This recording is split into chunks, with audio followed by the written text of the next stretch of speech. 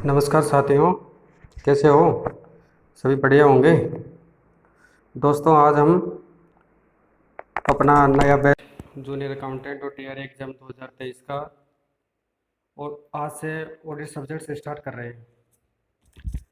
ठीक है दोस्तों। तो दोस्तों, हम सबसे पहले चर्चा करते हैं कि जो पिछली बार 4 अक्टूबर 2016 को सेकंड पेपर का एग्ज़ाम हुआ था, उसके बारे में जो ऑडिट के अंदर क्वेश्चन आए थे, यानी 25 क्वेश्चन आए थे। तो किस प्रकार से क्वेश्चन आए थे, कैसे क्वेश्चन आते हैं, किस टाइप के, किस लेवल के, किस स्टैंडर्ड के क्वेश्चन पूछे जाते हैं, उसके बारे में आज हम थोड़ी देर क्वेश्चनों के बारे में चर्चा कर लेते हैं। फिर उसके बाद पश्चात अपन अपने ऑडिट के चैप्टर फर्स्ट से कंटिन्यू स्टार्ट करेंगे। ठीक है दोस्तों।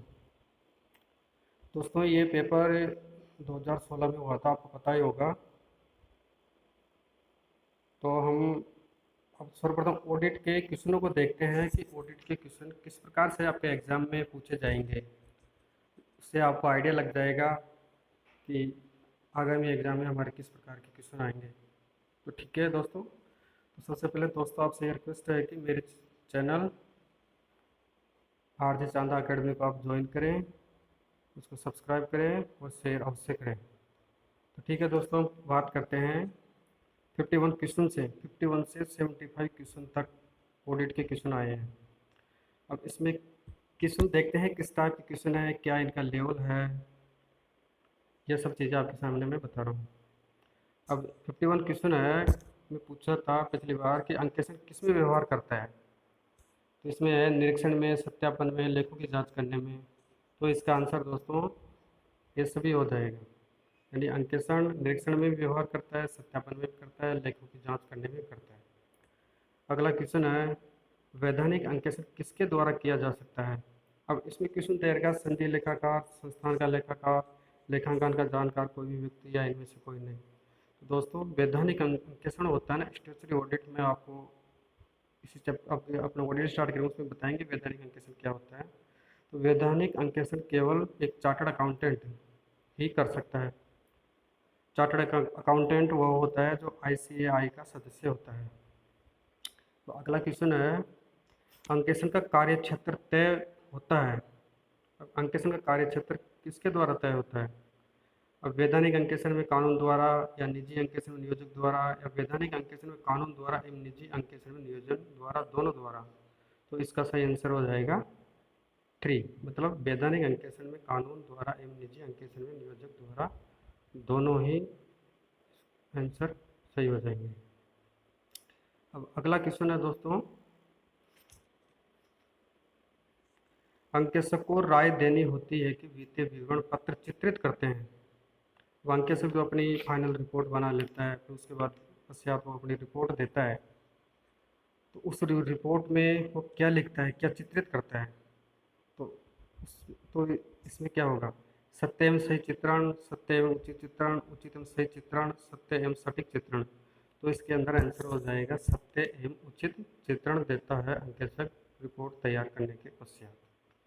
अगला क्वेश्चन है एक प्रलेखीय साक्ष्य जिसके द्वारा पुस्तकीय प्रविष्टियों की सत्यता की प्रामाणिकता सिद्ध की जा सके उसे कहते हैं एक रसीद, एक बीजक, एक प्रमाणक, या इनमें से कोई नहीं। तो दोस्तों, इसका आंसर हो जाएगा एक प्रमाणक, यानी एक वाउचर होता है ये। अब अगले क्वेश्चन की बात करते हैं आंतरिक अंकेक्षण की सुस्पष्ट परिभाषा कौन सी है। तो दोस्तों, ये क्वेश्चन पिछली बार आरबीसी द्वारा गलत दिया गया था, तो इसको डिलीट कर दिया गया था। तो इस क्वेश्चन के बारे में अपन चर्चा नहीं करेंगे। अगला क्वेश्चन है निम्नलिखित में से कौन सा कथन असत्य है, यानी कौन सा कथन असत्य है। पहला है वित्तीय विवरणों की विश्वसनीयता के विषय में अंकेक्षक अपनी राय से स्वामियों को विश्वास दिलाते हैं। बिल्कुल सही है क्वेश्चन। अंकेक्षक वित्तीय विवरण पत्रों पर बैंक अधिक विश्वास करते हैं, बिल्कुल सही है। अगला है व्यापारिक लेनदार वित्तीय अंकेक्षण पर विश्वास नहीं करते हैं। तो ये क्वेश्चन गलत है कि व्यापारिक लेनदार वित्तीय अंकेक्षण पर विश्वास बिल्कुल करते हैं। ठीक है। अगला क्वेश्चन है वैधानिक अंकेक्षक द्वारा यदि आंतरिक अंकेक्षकों पर विश्वास किया जाए तो प्रतिवेदन में अशुद्धियों के लिए कौन जिम्मेदार होगा। यदि वैधानिक अंकेक्षक द्वारा आंतरिक अंकेक्षकों पर विश्वास किया जाए तो जिम्मेदार कौन होगा? तो दोस्तों सीधी सी बात है, यदि कि कोई व्यक्ति जिसको दायित्व दे रखा है और यदि वो दूसरों पर विश्वास करेगा, तो अगर उसमें कुछ अशुद्धियाँ पाई जाती है तो उसकी जिम्मेदारी स्वयं वैधानिक अंकेक्षक की ही होगी। तो इसमें राइट आंसर हो जाएगा 1। कंपनी अधिनियम 2013 की किस धारा में अंकेक्षक के अधिकार एवं कर्तव्य निहित है? तो इसमें आ जाएगा 143 के अंतर कंपनी अधिनियम की धारा 143 के अंतर्गत अधिकार एवं कर्तव्य है, जो हम आपको ऑडिट में स्टेप बाय स्टेप चैप्टर में पढ़ाएंगे, सब बताएंगे। अंकेक्षक का अधिकार, राइट्स क्या होता है, ड्यूटीज क्या होती है, वो अगला सब्जेक्ट है। अब नेक्स्ट क्वेश्चन की बात करते हैं 60 की। एक कंपनी अधिनियम 2013 की किस धारा के तहत एक अंकेक्षक की नियुक्ति एवं पुनर्नियुक्ति नियंत्रक एवं महालेखाकार यानी सीएजी के द्वारा की जाएगी? तो दोस्तों इसमें आंसर आ जाएगा धारा 139 के तहत सीएजी द्वारा एक अंकेक्षक की पुनर्नियुक्ति की जाती है। अगला क्वेश्चन है, प्रत्येक अंकेक्षक को कंपनी अधिनियम 2013 की किस धारा के अंतर्गत अंकेक्षण प्रमाणों की पालना देखनी होती है? दोस्तों इसके अंतर्गत आ जाएगा 143 सब क्लोज 9 की धारा के अंतर्गत। अगला क्वेश्चन है, प्रत्येक वैधानिक अंकेक्षक का अंतिम उत्पाद होता है, मतलब प्रत्येक जो स्टेचुटरी ऑडिटर होता है उसका अंतिम प्रोडक्ट क्या होता है? तो इसका अंतिम प्रोडक्ट होता है अंकेक्षण प्रतिवेदन। तो ऑडिटर्स रिपोर्ट्स होती है, वो उसका अंतिम उत्पाद होता है।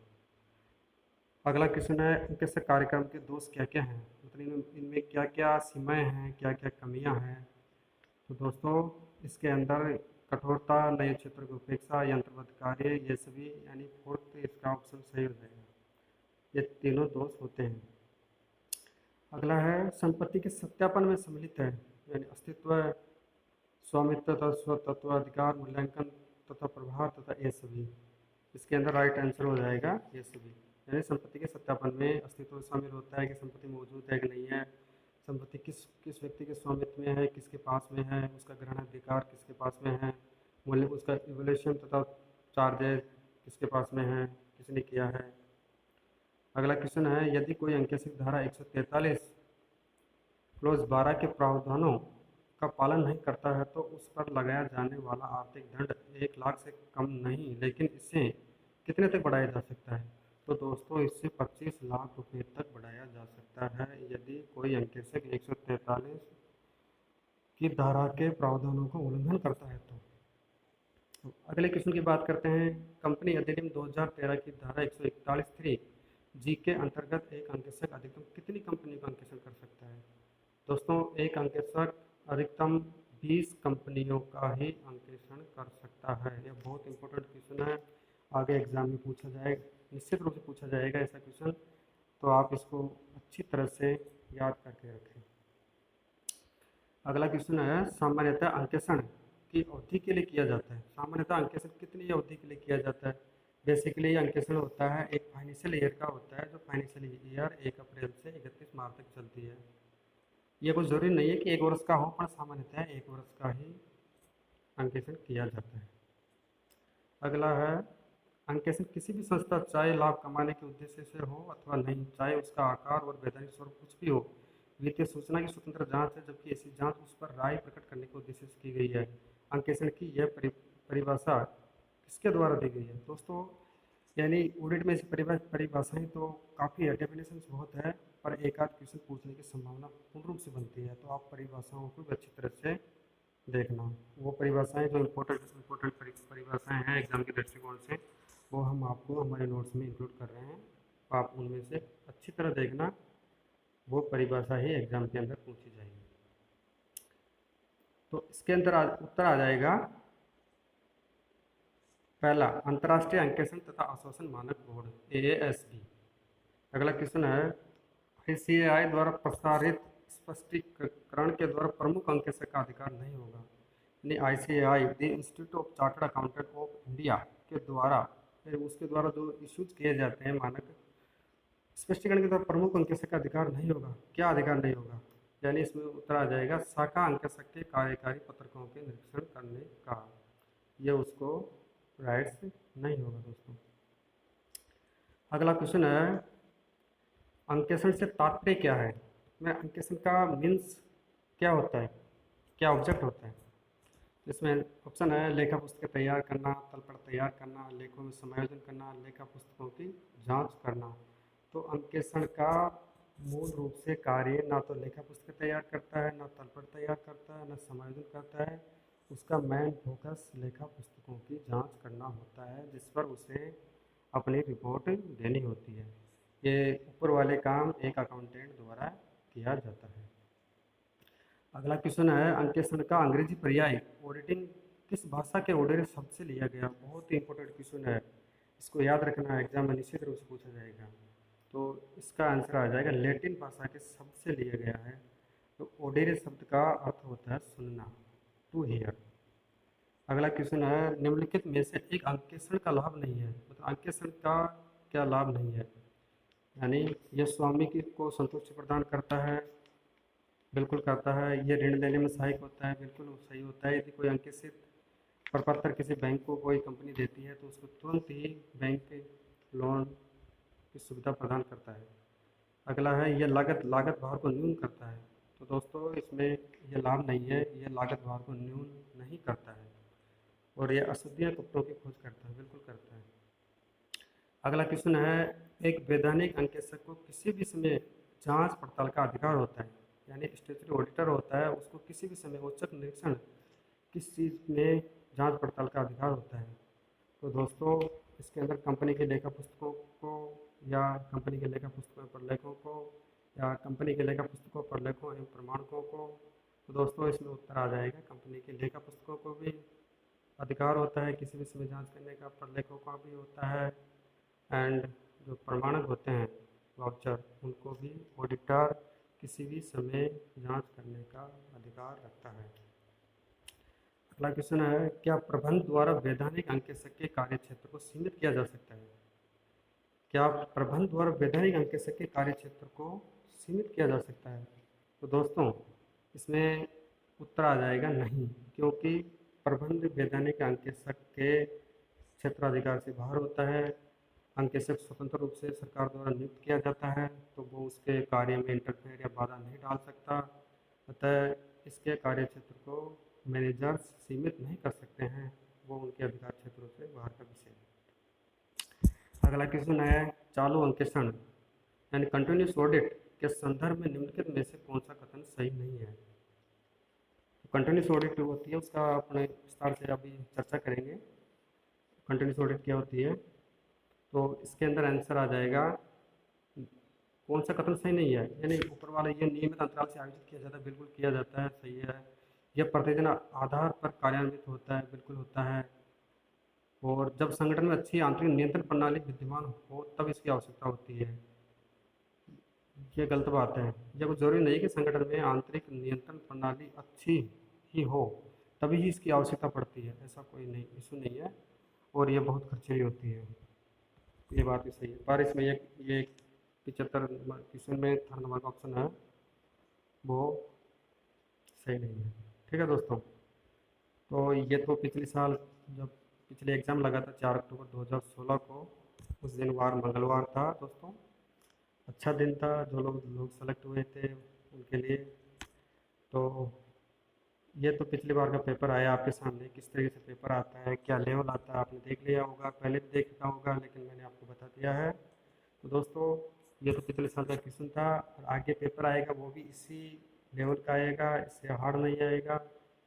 और ऐसा कोई इशू नहीं है, पेपर आपके समझ में नहीं आएगा करने में। स्कोरिंग सब्जेक्ट है, आप कंसेप्ट अच्छे रखें, कंसेप्ट अच्छे रखेंगे तो आप मैक्सिमम नंबर रिसीव कर पाएंगे।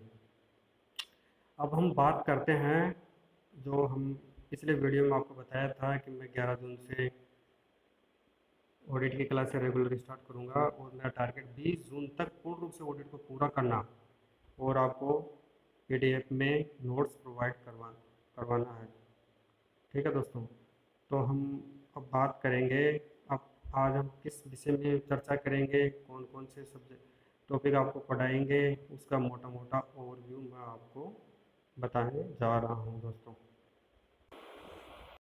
दोस्तों मैंने पिछले वीडियो में आपको ऑडिट का सिलेबस पूर्ण रूप से पहले बता दिया था। भाई ऑडिट कितने मार्क्स का होगा ये सभी आपको पता है ऑलरेडी, पर मैं पुनः बता देता हूँ कि ऑडिट में 25 क्वेश्चन आएंगे। एक क्वेश्चन 3 मार्क्स का होगा, टोटल 75 मार्क्स के होंगे। इसका सिलेबस भी मैंने आपको पहले बता दिया था, लेकिन पुनः एक बार हम वापसी थोड़ी देर के लिए चर्चा कर लेते हैं। ठीक है दोस्तों, तो इसका पाठ्यक्रम में कुछ 7 यूनिट्स दे रखी है। अब पहले यूनिट के अंदर आपको ऑडिटिंग के बारे में मीनिंग, उसका object, types of audit, planning and procedure, audit program, working paper, test checking क्या होती है, रूटीन चेकिंग क्या होती है, वाउचर्स क्या होता है, उसका कंसेप्ट, इंपॉर्टेंस एंड प्रोसीजर क्या होती है, इंटरनल कंट्रोल क्या होता है, उसका मीनिंग, उसका उद्देश्य, internal check and internal audit क्या होती है, valuation and verification of assets and liabilities, rights duties and liabilities of company auditor, audit of government companies, सरकारी कंपनी की ऑडिट किस प्रकार से होती है, और जो अंकेसिक द्वारा फाइनल रिपोर्ट दी जाती है audit reports and audit certificate, इसके बारे में मैंने आपको पहले बता दिया था। तो दोस्तों आज हम आपको मोटा मोटा ओवरव्यू बता देता हूँ कि हम किस विषय पर चर्चा करेंगे। दोस्तों हम आज आपको अंकेक्षण के बारे में बताएंगे। अंकेक्षण का परिचय, अंकेक्षण की उत्पत्ति कहाँ से हुई, अंकेक्षण पेशे का क्रमिक विकास कैसे हुआ, अंकेक्षण और आश्वासन मानक बोर्ड क्या होता है, पुस्तपालन यानी बुक कीपिंग, अकाउंटेंसी और अंकेक्षण में सहसंबंध, कोरिलेशन या सहसंबंध क्या होते हैं, अंकेक्षण की परिभाषा क्या होती है, और पुस्तपालन और लेखाक्रम में क्या अंतर होता है, बेसिकली अंतर क्या होता है, पुस्तपालन, लेखाशास्त्र और अंकेक्षण के सिद्धांत क्या कौन कौन से होते हैं, लेखाक्रम और अंकेक्षण में अंतर क्या होता है, अंकेक्षण के उद्देश्य क्या होते हैं, अंकेक्षण क्यों अनिवार्य रूप से किया जाता है, लेखा पुस्तकों में अशुद्धियाँ क्या होती है, कैसे होती हैं, उनका कैसे पकड़ा जाता है, व्यवसायिक कपट क्या होता है, अशुद्धियाँ गबन क्या होता है, अशुद्धियाँ एवं कपट में क्या अंतर होता है, छिपी हुई अशुद्धि व गबन के संबंध में अंकेक्षण की स्थिति क्या होती है, अंकेक्षण का कार्य क्षेत्र क्या होता है, उसको क्या क्या अधिकार होते हैं, निजी अंकेक्षण क्या होता है, सरकारी या राजकीय अंकेक्षण क्या होता है, दोस्तों वैधानिक क्या अंकेक्षण क्या होता है, और अंकेक्षण को नियंत्रित करने वाले आधारभूत सिद्धांत क्या है, अंकेक्षण के प्रकार कितने हैं, अंकेक्षण कितने प्रकार का होता है। ठीक है दोस्तों,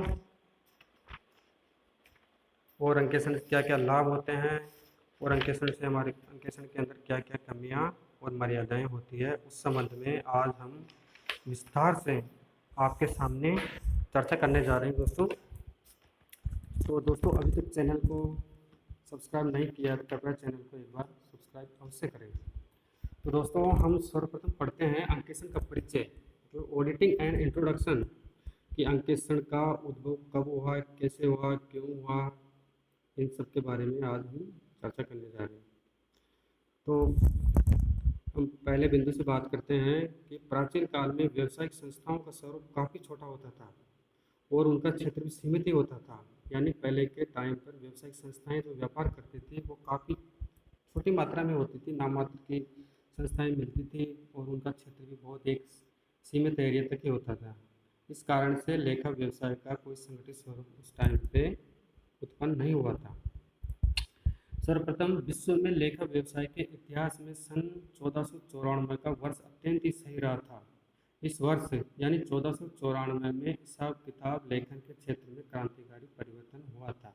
उससे पहले इस प्रकार का कोई भी प्रावधान नहीं था। इटली देश के वेनिस शहर के निवासी, दोस्तों ये क्वेश्चन इंपॉर्टेंट है, मैंने इसको मार्क कर रखा, आप इसको याद रखना अच्छी तरह से। यानी इटली देश के वेनिस शहर के निवासी लुकास पेसियोली ने इस वर्ष दोहरा लेखा प्रणाली, डबल एंट्री सिस्टम यानी डेबिट और क्रेडिट होता है, वो प्रणाली लागू की थी। उस टाइम पे इस प्रणाली का जन्म हुआ था। तो एग्जाम में क्वेश्चन पूछा जा सकता है कि आपको सर्वप्रथम किस देश के नागरिक ने डबल एंट्री सिस्टम को लागू किया था, तो इसका आंसर हो जाएगा आपके सामने लुकास पेसियोली। आप इसको अच्छी तरह से याद रखें। आगे है, यह प्रणाली धीरे धीरे व्यापारिक संस्थाओं में प्रसिद्धि पा गई थी। यानी धीरे धीरे 1494 के पश्चात डबल एंट्री सिस्टम का उद्गम हुआ, उसके पश्चात धीरे धीरे ये व्यापारिक संस्थाओं में फेमस हो गई। लेकिन लेखा व्यवसाय के क्षेत्र में वास्तविक क्रांति सर्वप्रथम 1844 में आई, जबकि इंग्लैंड के कंपनी विधान द्वारा कंपनियों के लिए बैलेंस शीट यानी चिट्ठा बनाने और उसका अंकेक्षण कराने को वैधानिक मान्यता प्राप्त हुई थी। इससे पहले ऐसी वैधानिक मान्यता प्राप्त करने के लिए कोई संस्थान कार्यरत नहीं था। सर्वप्रथम यह इंग्लैंड के कंपनी विधान द्वारा ही लागू किया गया था पूरे विश्व में। अब आगे चर्चा करते हैं। इसी पृष्ठभूमि को ध्यान में रखते हुए इंग्लैंड में 11 मई 1880, दोस्तों इस तारीख को याद रखना, 11 मई 1880 को चार्टर्ड अकाउंटेंट संस्थान की स्थापना हुई, जिसका कार्य योग्य लेखापाल अथवा योग्य अंकेक्षक तैयार करना था। यानी इस जो चार्टर्ड अकाउंटेंट की स्थापना हुई थी उसका मेन उद्देश्य योग्य लेखापाल, well accountant and well auditor तैयार करना था। वेल एजुकेटेड एंड ट्रेनर अकाउंटेंटों को तैयार करना था। अगला है दोस्तों, ये इम्पोर्टेंट है, मैंने इसमें नोट्स में लगा रखा है। भारत में लेखा व्यवसाय का इतिहास काफ़ी पुराना है, लेकिन इस व्यवसाय को वर्तमान स्वरूप हाल ही में मिला है। इस व्यवसाय के संगठित रूप में विकास का सूत्रपात कंपनी अधिनियम, जब अंग्रेज अपने भारत देश में राज कर रहे थे उस वक्त 1886 के प्रादुर्भाव के साथ साथ हुआ है। वर्तमान में कंपनी अधिनियम 2013 लागू हो गया है, आप सभी को पता है। यह अधिनियम अगस्त 2013 में राज्यसभा विधानसभा से अनुमोदन हुआ था, उसके पश्चात यह लागू हो चुका है। इसी अधिनियम के अंतर्गत ही कंपनियों को अपने लेखे जोखे रखने होते हैं तथा उनका अंकेक्षण भी इसी एक्ट के अंतर्गत होता है। तो दोस्तों 2013 से पहले जो ये कंपनी एक्ट नया लागू हुआ था, उससे पहले हमारा पुराना एक्ट 1956 के प्रोविज़न लागू होते थे। यदि आपको एग्जाम में पूछ ले कि 2013 से पहले कौन सा कंपनी एक्ट लागू था, तो इससे पहले 1956 वाला कंपनी एक्ट भारत में लागू था। यानी यह स्वतंत्र भारत का दूसरे नंबर का कंपनी एक्ट है। पहले नंबर का कंपनी एक्ट 1956 था, ये याद रखना। अब बात करते हैं अंकेक्षण पेशे का क्रमिक विकास, डेवलपमेंट ऑफ ऑडिट प्रोफेशन। अंकेक्षण पेशे का क्रमिक विकास स्टेप बाय स्टेप किस प्रकार से हुआ था, उसके बारे में हम चर्चा करने जा रहे हैं। समय के साथ साथ परिस्थितियों में परिवर्तन होने से कंपनी अधिनियम में लगातार नए प्रावधानों की आवश्यकता महसूस की जाने लगी थी। अतः 1860, 1866, 1882, 1913 एवं 1956 में निरंतर एक नया कंपनी एक्ट प्रभाव में आया गया। वर्तमान में हमारे देश में कंपनी एक्ट 2013 कार्यरत है। इससे पहले 1956 था, उससे पहले 1913 था, फिर उससे पहले 1882 था, 1866 था और 1860 था। यानी भारत में सबसे पहले कंपनी एक्ट 1860 में लागू हुआ था। यह अंकेक्षण उस अंकेक्षक द्वारा किया जाता था जिसे स्थानीय सरकार द्वारा प्रमाण पत्र प्राप्त होता था, जिसे स्थानीय सरकार द्वारा दिया जाता था। अंकेक्षकों को अंकेक्षण हेतु सरकार से प्रमाण पत्र प्राप्त करने के लिए एक आवेदन करना पड़ता था। यानी उस टाइम पे, अभी तो ये ICAI है, institute of chartered accountant of India, तो इसके माध्यम से जो CA का प्रोफेशनल कोर्स करते हैं वे लोग ऑडिट करते हैं, पर उससे पहले ये संस्थान नहीं था। इस संस्थान की स्थापना तो 1 जुलाई 1949 को हुई थी। तो उस टाइम पे ऐसा कोई बोर्ड नहीं था, सिर्फ एक स्थानीय सरकारें होती थी, राज्य सरकारों की। तो वहाँ की सरकारों द्वारा अंकेक्षण करने के लिए, उनसे प्रमाण पत्र प्राप्त करने के लिए सरकार के पास में आवेदन करना पड़ता था। उसके पश्चात प्रमाण पत्र मिलता था, उसी सर्टिफिकेट के बेसिस पर ऑडिट का कार्य किया जाता था। अब बात करते हैं अंकेक्षण और आश्वासन मानक बोर्ड क्या होता है। यानी institute of chartered accountant of India ICAI जो IFSC का सदस्य है, यानी ये वर्ल्ड की संस्था है जो अकाउंटिंग और ऑडिटिंग का काम देखती है, और यह IFSC द्वारा जारी सिद्धांतों एवं नियमों जो स्टैंडर्ड एंड रूल्स जारी किए जाते हैं उनके इम्प्लीमेंटेशन में कार्य करने के लिए वचनबद्ध है। तथा भारतीय चार्टर्ड संस्थान ICAI ने वर्ष 1982 में अपनी अंकेक्षण अभ्यास परिषद का गठन किया है। यानी ICAI ने अपनी अंकेक्षण अभ्यास परिषद का गठन दोस्तों 1982 में किया था, ये याद रखना। अंकेक्षण अभ्यास परिषद यानी ऑडिटिंग प्रैक्टिस काउंसिल का मुख्य कार्य वर्तमान अंकेक्षण अभ्यासों के बारे में दिए गए मानकों का पुनर्मूल्यांकन करना तथा मानक अंकेक्षण अभ्यासों का कथन का विकास करना है, जिससे कि संस्थान के विद्वानों की परिषद द्वारा जारी किया जाएगा।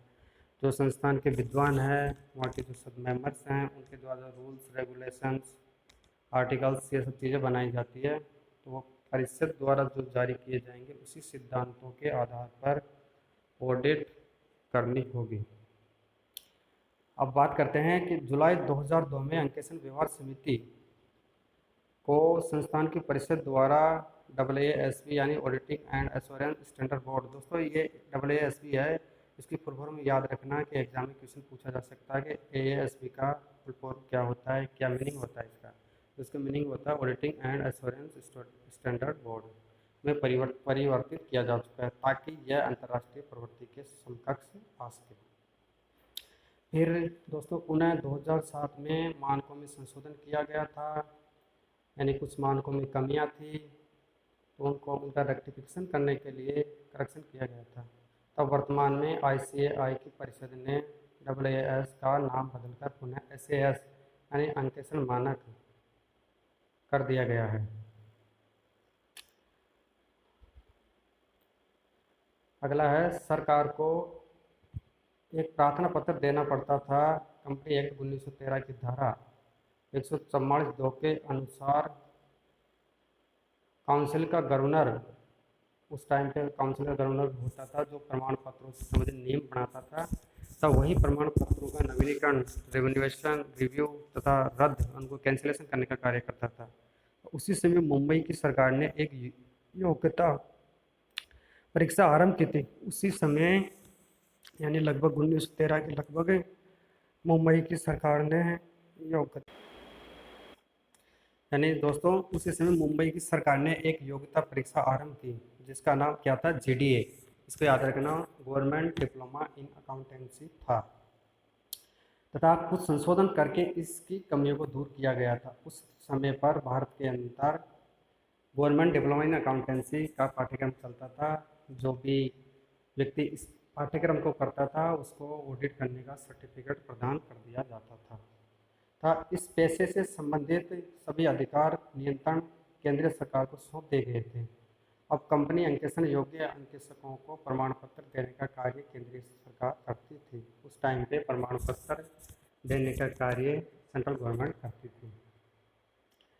फिर इन सभी संशोधनों के साथ वर्ष 1932 में एक अंकेक्षण बोर्ड बनाया गया था। कब बनाया गया था? 1932 में एक अंकेक्षण बोर्ड बनाया गया था तथा अंकेक्षक प्रमाण पत्र नियम भी जारी किए गए थे। इससे पहले ये सिस्टम नहीं था, लेकिन 1949 यानी 1 जुलाई 1949 में चार्टर्ड अकाउंटेंट्स अधिनियम बन जाने पर अंकेक्षण बोर्ड को समाप्त कर दिया गया था। जो पहले जितनी भी संस्थाएं थी जो प्रमाण पत्र जारी करती थी उन सबको हटाकर एक ऑटोनमस बॉडी यानी ICAI की स्थापना 1 जुलाई 1949 को भारत के संसद द्वारा कर दी गई थी। दोस्तों इसको याद रखना कि ICAI की स्थापना कब हुई थी। ICAI की स्थापना 1 जुलाई 1949 को हुई थी। ये तो हो गया इसका बेसिक परिचय कि ऑडिट का विकास कैसे हुआ, कब हुआ, कौन से देश में हुआ, सर्वप्रथम डबल एंट्री सिस्टम कब लागू हुआ, भारत में इसका विकास कब कब हुआ, प्रमाण पत्र कौन देता था। ठीक है दोस्तों, अब बात करते हैं हम पुस्तपालन, लेखा शास्त्र और अंकेक्षण में सह संबंध यानी difference between book keeping, accountancy and auditing में क्या क्या संबंध होते हैं। पुस्तपालन क्या होता है, लेखा शास्त्र क्या होता है, अंकेक्षण क्या होता है। दोस्तों अब हम विस्तार से चर्चा करेंगे। देखिए दोस्तों, पुस्तपालन यानी बुक कीपिंग। अब बुक कीपिंग को पढ़ने से पहले हम एक लेखक की परिभाषा भी इसमें पढ़ेंगे। ये परिभाषा इम्पोर्टेंट है, आप इसको याद रखना। एग्जाम में ये क्वेश्चन पहुंचने की संभावना काफ़ी ज़्यादा बनती है। यानी व्यापारिक व्यवहारों को हिसाब किताब की बहियों में लिखने की कला को पुस्तपालन कहते हैं। यानी दोस्तों सीधी भाषा में समझे तो पुस्तपालन अपन जो व्यापार में ट्रांजेक्शन व्यवहार करते हैं, मान के चलो व्यापार में 50,000 का माल खरीदा, तो हम 50,000 का माल खरीदते ही उसके वाउचर से जो व्यापार के अंदर लेखा पुस्तकें होती है, सहायक बहियाँ होती है, उन बहियों के अंदर जनरल में उनकी प्रविष्टि करने की कला को ही पुस्तपालन कहते हैं। अब कोहलर के अनुसार एक पूर्व वैचारिक योजना के अनुसार एक व्यवहार के विश्लेषण, क्लासिफिकेशन तथा लेखन की प्रक्रिया को पुस्तपालन कहते हैं। इसके अंतर्गत क्रय बही यानी purchase book, sales book, purchase return book, sales return book, cash book, bills receivable, BP, bills payable, ये विपत्र होते हैं। बही मुख्य जनरल में लेखा करना एवं आरंभिक बहियों से खाता बही में खतौनी करना, यानी जो प्रारंभिक बहियाँ होती है ऊपर वाली, इनसे खाता बही में लेजर में पोस्टिंग करना और उनका शेष निकालने की प्रक्रिया होती है। अब बात करते हैं लेखा शास्त्र यानी अकाउंटेंसी क्या होता है। पहला कार्य होता है ऑडिट के अंदर पुस्त पालन करना, फिर अगला कार्य होता है लेखा शास्त्र, उसके पश्चात अंतिम कार्य होता है ऑडिट। वो हम स्टेप बाय स्टेप पढ़ रहे हैं। अब बात करते हैं दोस्तों लेखा शास्त्र की। अब लेखा शास्त्र के अंतर्गत क्या क्या कार्य आते हैं। तो सर्वप्रथम लेखा शास्त्र का जो कार्य करता है अकाउंटेंट, ये कार्य बेसिकली रूप से एक लेखाकार द्वारा किया जाता है। यानी पुस्त पालन का कार्य तो एक सामान्य आदमी, एक नॉर्मल शिक्षित आदमी भी कर सकता है, लेकिन लेखा शास्त्र का कार्य एक योग्य अकाउंटेंट भी कर सकता है। अब इसके अंतर्गत क्या क्या कार्य आते हैं। इसके अंतर्गत पुस्तपालन से प्राप्त हुए लेखों का तलपट तैयार करना, यानी पुस्तपालन से प्राप्त हुए जो भी ट्रांजेक्शन हुए हैं, व्यवहार हुए हैं, उनकी सहायता से ट्रायल बैलेंस तैयार करना। व्यापारिक समय के अंत में होने वाले समायोजनों, यानी जो फाइनल अकाउंट्स बन जाते हैं, उनमें यदि कोई समायोजन करना हो, एडजस्टमेंट करना हो, या कोई भूल सुधार रेक्टिफिकेशन करना हो, उनके लेखे इसमें किए जाते हैं। अंतिम खाते फाइनल अकाउंट्स तैयार करना, अंतिम खातों की विवेचना करना, समीक्षा करना, उनकी रिव्यू करना, ये सब कार्य अकाउंटेंसी के अंतर्गत यानी लेखा शास्त्र के अंतर्गत किए जाते हैं। अब अगला है, इस प्रकार जहाँ पुस्तपालन का कार्य समाप्त होता है वहाँ से लेखा कर्म आरंभ होता है। दोस्तों ये इंपॉर्टेंट क्वेश्चन है, इसको याद रखना है कि जहाँ से पुस्तपालन का कार्य समाप्त होता है, जहाँ से व्यापार में कोई आर्थिक गतिविधि हुई, कोई माल खरीदा, कोई माल बेचा, उनका लेखांकन सर्वप्रथम बुक कीपिंग में किया जाता है। बुक कीपिंग में करने के पश्चात अगला कार्य लेखाक्रम का आरंभ होता है। तो आप एग्जाम में क्वेश्चन पूछा जा सकता है कि पुस्तपालन की समाप्ति के पश्चात दूसरा कार्य क्या स्टार्ट होता है, यानी दूसरा कार्य आपका लेखाक्रम प्रारंभ होता है। इस कार्य को करने वाले को लेखापाल यानी अकाउंटेंट या लेखाकार कहा जाता है। जहाँ पर लेखाक्रम या लेखा कार्य का कार्य पूर्ण हो जाता है वहाँ अंकेक्षण प्रारंभ हो जाता है। मैंने दोस्तों आपको बताया था कि सबसे पहले बुक कीपिंग होता है, फिर अकाउंटेंसी होता है, फिर ऑडिटिंग होती है। बुक कीपिंग में अपने व्यवहारों को लिखा, अकाउंटेंसी में पोस्टिंग की, खाते बनाए, ट्रायल बैलेंस बनाए, फाइनल अकाउंट्स बनाए, उनका समायोजन किया, यदि कोई कमी है, कोई रेक्टिफिकेशन है, बैलेंस शीट बनाए, और उन चीज़ों की समीक्षा रिव्यू करने के लिए अंतिम कार्य यानी जो खाते बनाए गए हैं वो उचित है, सही है, कि उनका चित्रण सही किया गया है कि गलत किया गया है, कि व्यापार की सही स्थिति प्रकट कर रहे हैं कि नहीं कर रहे हैं, कि इनमें किस तरह का तथ्य छुपाया गया है। इन सभी कार्यों की जांच करने के लिए अंकेक्षण का कार्य किया जाता है। तो जहाँ पर लेखाक्रम या लेखा कार्य पूर्ण हो जाता है वहाँ अंकेक्षण कार्य आरंभ हो जाता है। अब विस्तार से चर्चा करते हैं अंकेक्षण, यानी अपना चैप्टर था अंकेक्षण। तो ऑडिटिंग क्या होता है, ये बहुत इंपॉर्टेंट है परिभाषा, तो आप इसको अच्छी तरह से रीड करना, माइंड में आउट करना।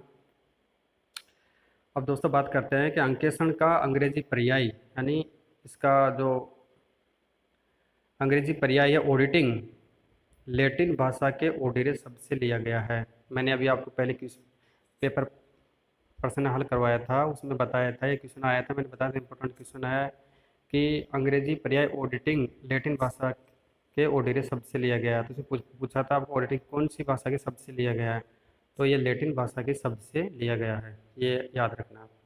जिसका अर्थ क्या होता है, जिसका अर्थ होता है सुनना, टू हियर। क्या होता है, टू हियर। ये एग्जाम में क्वेश्चन पूछा जा सकता है आपको। अब इसकी प्रक्रिया कैसे स्टार्ट हुई देखते हैं हम। प्राचीन काल में मिस्र, यूनान तथा रोम साम्राज्यों में राजकीय कोषों का हिसाब किताब रखने के लिए चतुर यानी स्किलफुलनेस लेखापालों की नियुक्ति की जाती थी। ये लेखापाल या अकाउंटेंट उस हिसाब किताब को एक न्याय संबंधी अधिकारी के सामने पढ़ते थे। यह अधिकारी उस हिसाब किताब को सुनकर अपना निर्णय देता था कि उस टाइम पे ऐसी प्रणाली नहीं थी उस वक्त पर, तो वहाँ पे एक राजा द्वारा एक अधिकारी नियुक्त कर दिया जाता था, तो उस अधिकारी के सामने ही न्याय संबंधी जो कार्य होते थे उसको सुन के वे अपना निर्णय देते थे। आगे है, प्राचीन युग की इस सुनने की क्रिया को ही अंकेक्षण का उद्गम माना जाता है। दोस्तों, प्राचीन युग की इस सुनने की क्रिया यानी टू हियर की प्रक्रिया को ही अंकेक्षण का उद्गम माना जाता है। यह प्रथा विशेष रूप से बड़े बड़े धनियों एवं जागीरदारों में भी प्रचलित थी। यानी यह प्रथा उस समय पर बड़े बड़े जो धनी थे, बिजनेसमैन थे, जागीरदार थे, उनके समय भी प्रचलित में थी। दोस्तों, अब हम बात करते हैं अंकेक्षण की परिभाषा। पिछले बार एक क्वेश्चन आया था ना, मैंने बताया था कि अंकेक्षण की परिभाषा के रिगार्डिंग क्वेश्चन आ सकता है, तो आपको परिभाषा को भी अच्छी तरह से देखना है। देखते हैं इसकी परिभाषा क्या कर रही है। यानी अंकेक्षण किसी संस्था की लेखा पुस्तकों की ऐसी विवेचनात्मक यानी तार्किक जांच है जो प्रमाणकों, वाउचर्स एवं अन्य सूचनाओं जो अदर इंफॉर्मेशन होती है के बेसिस पर एक स्वतंत्र व्यक्ति द्वारा बुद्धिमत्तापूर्ण जांच की जाती है और जिसका उद्देश्य यह रिपोर्ट देना होता है कि एक निश्चित समय के लिए बनाया गया लाभ हानि खाता यानी प्रॉफिट एंड लॉस अकाउंट उस समय के लिए उस संस्था का सही लाभ अथवा हानि तथा एक निश्चित तिथि को बनाया गया उस संस्था का चिट्ठा यानी बैलेंस शीट उस तिथि पर उस संस्था की सही आर्थिक स्थिति को प्रकट करता है या नहीं। इस संबंध में अंकेक्षण का कार्य किया जाता है कि वह जिस तिथि को अंकेक्षण या ऑडिटर द्वारा जो जांच की जाती है, तो ऑडिटर द्वारा यह देखा जाता है कि उक्त संस्था का उक्त तिथि को यानी फाइनेंशियल ईयर समाप्त होने वाली तिथि को profit and loss account, balance sheet बिल्कुल सही तरीके से बनाया गया है या नहीं बनाया गया है, उसकी आर्थिक स्थिति को प्रकट कर रहा है अथवा नहीं कर रहा है, उस संबंध में यह परिभाषा दी गई है। अब बात करते हैं हम पुस्तपालन, लेखा शास्त्र और अंकेक्षण में बेसिकली क्या अंतर होता है, difference between book keeping, accountancy and auditing. हमने अभी पहले बात कर ली पुस्तपालन क्या होता है, लेखा शास्त्र क्या होता है, अंकेक्षण क्या होता है। दोस्तों, पहली कड़ी पुस्तपालन होती है, अगला स्टेप लेखा शास्त्र का होता है और अंतिम कार्य अंकेक्षण का होता है। ये आपको भली बात ही पता होगा। अब पहले लेखा शास्त्र शब्द का प्रयोग एक विस्तृत अर्थ में किया जाता था। इसको 3 भागों में निम्नलिखित प्रकार से विभाजित किया गया है दोस्तों। यानी इसका एक पहला भाग तो होता है प्रैक्टिकल भाग, यानी उसको बोलते हैं व्यवहारिक भाग। इसका दूसरा भाग होता है सैद्धांतिक भाग यानी थ्योरेटिकल भाग, और लास्ट एंड फाइनल इसका पार्ट होता है आलोचनात्मक भाग यानी क्रिटिकल पार्ट, जो समीक्षा की जाती है, जो यह तीसरे नंबर का पार्ट होता है। अपन बात करते हैं जैसे जैसे व्यापार विस्तृत हुआ, व्यापारियों की व्यापार की संख्या बढ़ी, अधिक ट्रांजैक्शन होने लगे, तो इन तीनों भागों के अलग अलग कर दिया गया, क्योंकि उस टाइम पे इन तीनों को अलग करना अत्यावश्यक था। अब पुस्तपालन तो अब बात करते हैं कि इन तीनों भागों को एक दूसरे से अलग कर दिया गया और लेखाक्रम का व्यवहारिक भाग यानी जो प्रैक्टिकल पार्ट था उसको तो पुस्तपालन कहा गया, और जो सैद्धांतिक भाग था उसे लेखा शास्त्र यानी अकाउंटेंसी कहा गया, तो आलोचनात्मक भाग को अंकेक्षण यानी ऑडिटिंग कहलाने लगा। तो याद रखना दोस्तों, व्यवहारिक भाग क्या होता है, बुक कीपिंग होता है, सैद्धांतिक भाग प्रैक्टिकल होता है, लेखा शास्त्र होता है, और आलोचनात्मक भाग पार्ट होता है वो अंकेक्षण होता है। व्यवहारिक भाग के अंतर्गत तो मैंने बताया था आपको कि जो भी व्यापार में ट्रांजैक्शन होते हैं, व्यवहार होते हैं, उनको व्यापार की बहियों में लिखना। सैद्धांतिक भाग के अंतर्गत लेखा शास्त्र अकाउंटेंसी के अंतर्गत लेजर की सहायता से पोस्टिंग करना, फाइनल अकाउंट्स बनाना, P&L बनाना, बैलेंस शीट बनाना। फिर जो balance sheet, P&L, trial balance से बनाए जाते हैं, उनकी अंत में ऑडिटर द्वारा अंकेक्षण प्रक्रिया के माध्यम से आलोचना या समीक्षा की जाती है। तो आप इनको याद रखना है अच्छी तरह से। अब हम बेसिकली बात करते हैं कि बुक कीपिंग और लेखा शास्त्र में अंतर क्या होता है। दोनों में बेसिकली अंतर क्या होता है, देखो ये अंतर का आधार है पुस्तपालन है और लेखा शास्त्र है। तो अर्थ पहले बात करते हैं उसके पॉइंट नंबर 1 की अर्थ की, यानी पुस्तपालन का अर्थ क्या होता है। ये पुस्तपालन आरंभिक पुस्तकों में व्यवहारों को लिखना और उनकी पोस्टिंग करना, अभी मैंने पहले आपको बताया था।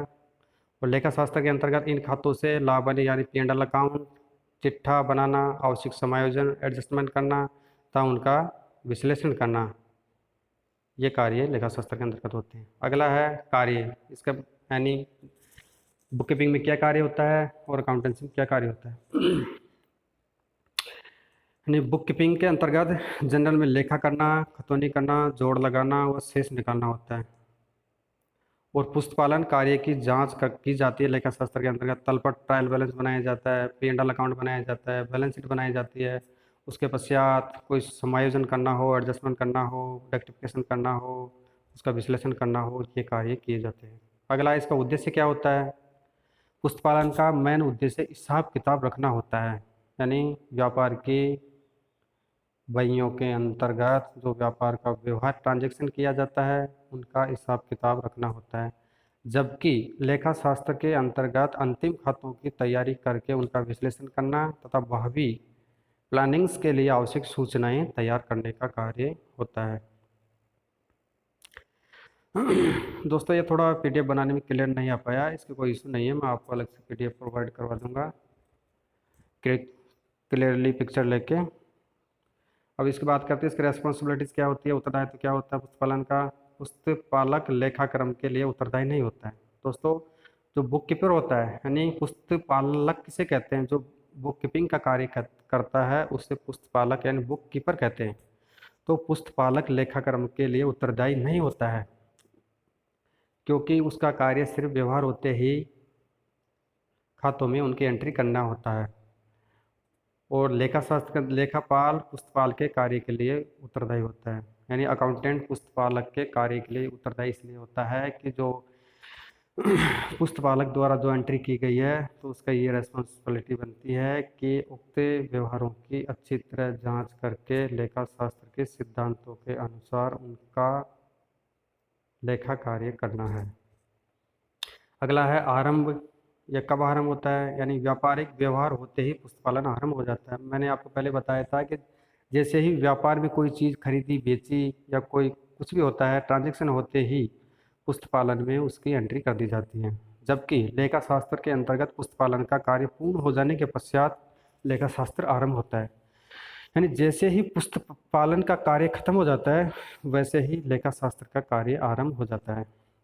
अब इसके स्टेचुटरी रूल्स हैं, यानी वैधानिक नियम क्या होते हैं, ये किस पर लागू होते हैं, किस पर लागू नहीं होते हैं। यानी पुस्तपालन पर वैधानिक नियमन नाम मात्र का होता है, यानी इसके ऊपर वैधानिक नियमों की कोई बाध्यता नहीं होती है। जबकि वैधानिक नियमन अत्यधिक होता है कि लेखा शास्त्र को लेखांकन सिद्धांतों के अनुसार करना जरूरी होता है। तो लेखांकन सिद्धांत हम आगे पढ़ेंगे, लेखांकन सिद्धांत क्या होते हैं। ये अकाउंटेंसी का चैप्टर है, हालांकि मोटा मोटा मैं अगले अध्याय में आपको बता दूंगा। जब हम अकाउंटेंसी स्टार्ट करेंगे उसमें आपको विस्तृत रूप से डीपली पढ़ाऊंगा। अब बात करते साथियों पुस्तपालन में अंकेक्षण में अंतर। ऊपर तो हमने अध्ययन किया था पुस्तपालन और लेखा शास्त्र का। अब अध्ययन करेंगे पुस्तपालन एवं अंकेक्षण में बेसिकली डिफरेंस क्या क्या होता है। देखिए इसका अर्थ क्या होता है पुस्तपालन का, पहले अपने इसके बारे में पढ़ लिया था, पर पुनः पढ़ लेते हैं कि आरंभिक पुस्तकों में व्यवहारों को लिखना और उनकी खतौनी करना। यानी जो प्रारंभिक पुस्तकें होती है व्यापार की उनमें उनको लिखना, उनको दर्ज करना और उनकी पोस्टिंग करना। जबकि अंकेक्षण में पुस्तपालकों द्वारा किए गए कार्य की जांच करना होता है। यानी पुस्तपालकों द्वारा किए गए कार्य की जांच अंकेक्षण द्वारा की जाती है। इसकी योग्यता क्या होती है, क्वालिफिकेशंस क्या होती है, इसका क्राइटेरिया क्या होती है। यानी पुस्तपालन को एक सामान्य योग्यता वाला व्यक्ति यह कार्य कर सकता है, जबकि इस कार्य के लिए विशिष्ट योग्यता यानी अंकेक्षण के लिए विशिष्ट योग्यता वाले प्रोफेशनल व्यक्तियों की आवश्यकता पड़ती है तथा वे वेल ट्रेनड होने चाहिए। अब बात करते हैं इसके उद्देश्य से। इसके उद्देश्य क्या है, इसका मेन उद्देश्य व्यवहारों का लेखा रखना होता है, जबकि वो अंकेक्षण का उद्देश्य लेखे की शुद्धता की जांच करना होता है। यानी अंकेक्षण का मेन कार्य लेखे की शुद्धता की जांच करना होता है। अगला पॉइंट है कार्य की प्रकृति, यानी ये किस प्रकार का कार्य है, ये व्यवहारिक क्रिया है। जबकि अंकेक्षण आलोचनात्मक क्रिटिसाइजर एवं विश्लेषणात्मक क्रिया है। इसकी आलोचना की जाती है, आलोचना में क्या कमियां पाई जाती है उसके बारे में विश्लेषणात्मक रूप से कार्य किया जाता है। अब बात करते हैं कि आरंभ कब कैसे होता है। यानी पुस्तपालन व्यापारिक व्यवस्थाओं के होते ही यानी व्यापारिक व्यवहारों के होते ही पुस्तपालन कार्य शुरू हो जाता है। जबकि पुस्तपालन एवं लेखाकर्म यानी ऑडिट, बुक कीपिंग का कार्य कंप्लीट हो, उसके पश्चात अकाउंटेंसी का कार्य कंप्लीट हो, उसके पश्चात अंतिम एंड फाइनल कार्य ऑडिट का होता है, जो कार्य ऑडिटर द्वारा किया जाता है। अब बात करते हैं इसके वैधानिक नियमन क्या होते हैं, स्टैट्यूटरी रूल्स रेगुलेशन क्या होते हैं। पुस्तक पालन के अंतर्गत कोई भी वैधानिक नियम रूल्स लागू नहीं होता है, जबकि अंकेशकों की नियुक्ति, अधिकार, कर्तव्य, दायित्व, कार्यप्रणाली एक्सेट्रा यानी विधान द्वारा शासित होते हैं। यानी जो सरकार द्वारा नियम बनाए जाते हैं उनके द्वारा ये शासित होते हैं। उन्हीं नियमों, सिद्धांतों, मानकों के अनुसार ऑडिटर की नियुक्ति सरकार द्वारा की जाती है दोस्तों। अब हम आगे अध्ययन करेंगे। अगला पॉइंट है रिपोर्ट, यानी रिपोर्ट पुस्तपालक किसको देता है, किसको देता है, इस बारे में कहते हैं। यानी पुस्तपालक द्वारा कोई रिपोर्ट नहीं दी जाती है, यानी जो बुक कीपर होता है उसके द्वारा किसी भी प्रकार की रिपोर्ट नहीं दी जाती है, जबकि ऑडिटर द्वारा अंकेशक द्वारा कार्य पूर्ण होते ही रिपोर्ट जिस संस्था की वो रिपोर्ट करता है उसको तुरंत रूप से रिपोर्ट प्रदान कर दी जाती है। अब बात करते हैं कर्मचारी या भाव व्यक्ति, या कर्मचारी होता है भाव व्यक्ति होता है। देखिए बुक कीपिंग के अंतर्गत यानी पुस्तपालन का कार्य संस्था के कर्मचारियों द्वारा बेसिकली किया जाता है, यानी पुस्तपालन का कार्य जो संस्था में कार्यरत कर्मचारी है उन्हीं कर्मचारियों द्वारा ये कार्य संपादित किया जाता है, जबकि अंकेक्षण का कार्य प्राय संस्था से बाहर के व्यक्तियों द्वारा अनुबंध के आधार पर संपन्न कराया जाता है, क्योंकि अंकेक्षण का कार्य बाहर के व्यक्तियों द्वारा इसलिए करवाया जाता है कि यदि उसी व्यक्ति द्वारा जिस संस्था में कर्मचारी काम कर रहा है वही व्यवहारों को लिख रहा है, ट्रांजैक्शनों की एंट्री कर रहा है, वही अकाउंट्स बना रहा है, अगर वही खातों की जांच करेगा तो निष्पक्ष रूप से वो जांच नहीं कर पाएगा, जिससे व्यापार की एक्चुअल जो आर्थिक स्थिति है उसका प्रॉपरली पता नहीं लग पाएगा कि व्यापार किस दिशा में जा रहा है।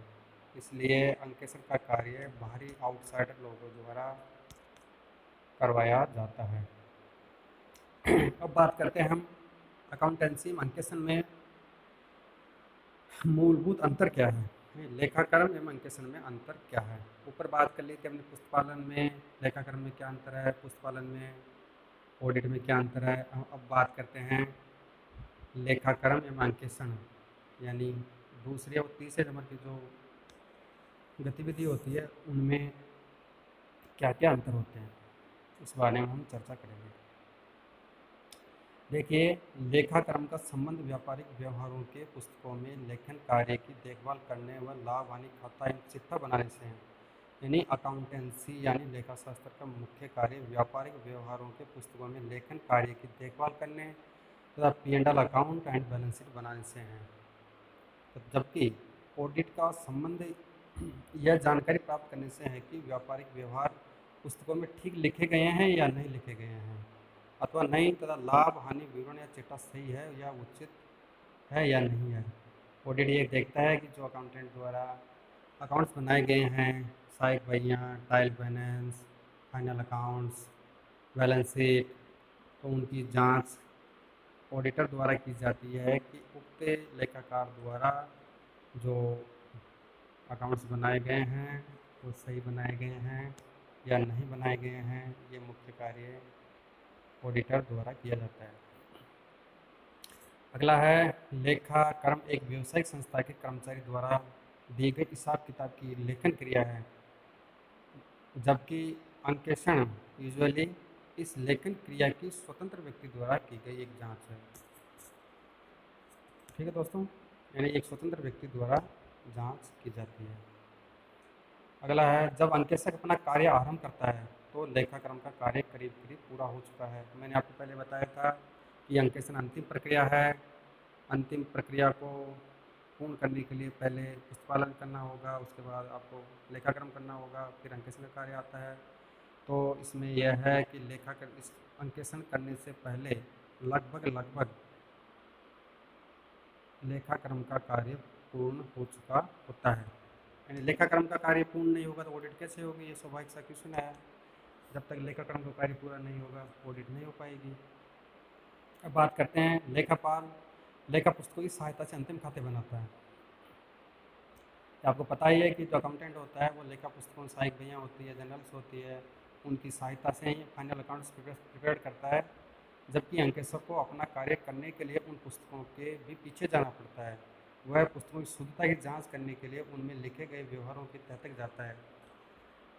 इसके लिए उसे कई प्रकार के प्रमाणकों एवं प्रपत्रों की सहायता लेनी पड़ती है। देखिए, अकाउंटेंट ने तो अपना कार्य कर दिया, उसने लेखा पुस्तकों की सहायता से फाइनल अकाउंट्स प्रिपेयर कर दिए, पर ऑडिटर की ये लाइबिलिटी, अकाउंटेबिलिटी या जिम्मेदारी बनती है कि जो व्यवहार ट्रांजेक्शन या व्यवहार किए गए हैं उनकी वास्तविकता क्या है, कि ये प्रमाणकों की सहायता से किए गए हैं या फर्जी किए गए हैं। कि मान के चलो व्यापार के अंदर 50 लाख की मशीनरी खरीदी, तो क्या वास्तव में मशीनरी के उचित प्रमाणक लगे हुए हैं सहायक बहियों में या नहीं लगे हुए हैं, या फर्जी वाउचर है, क्या है।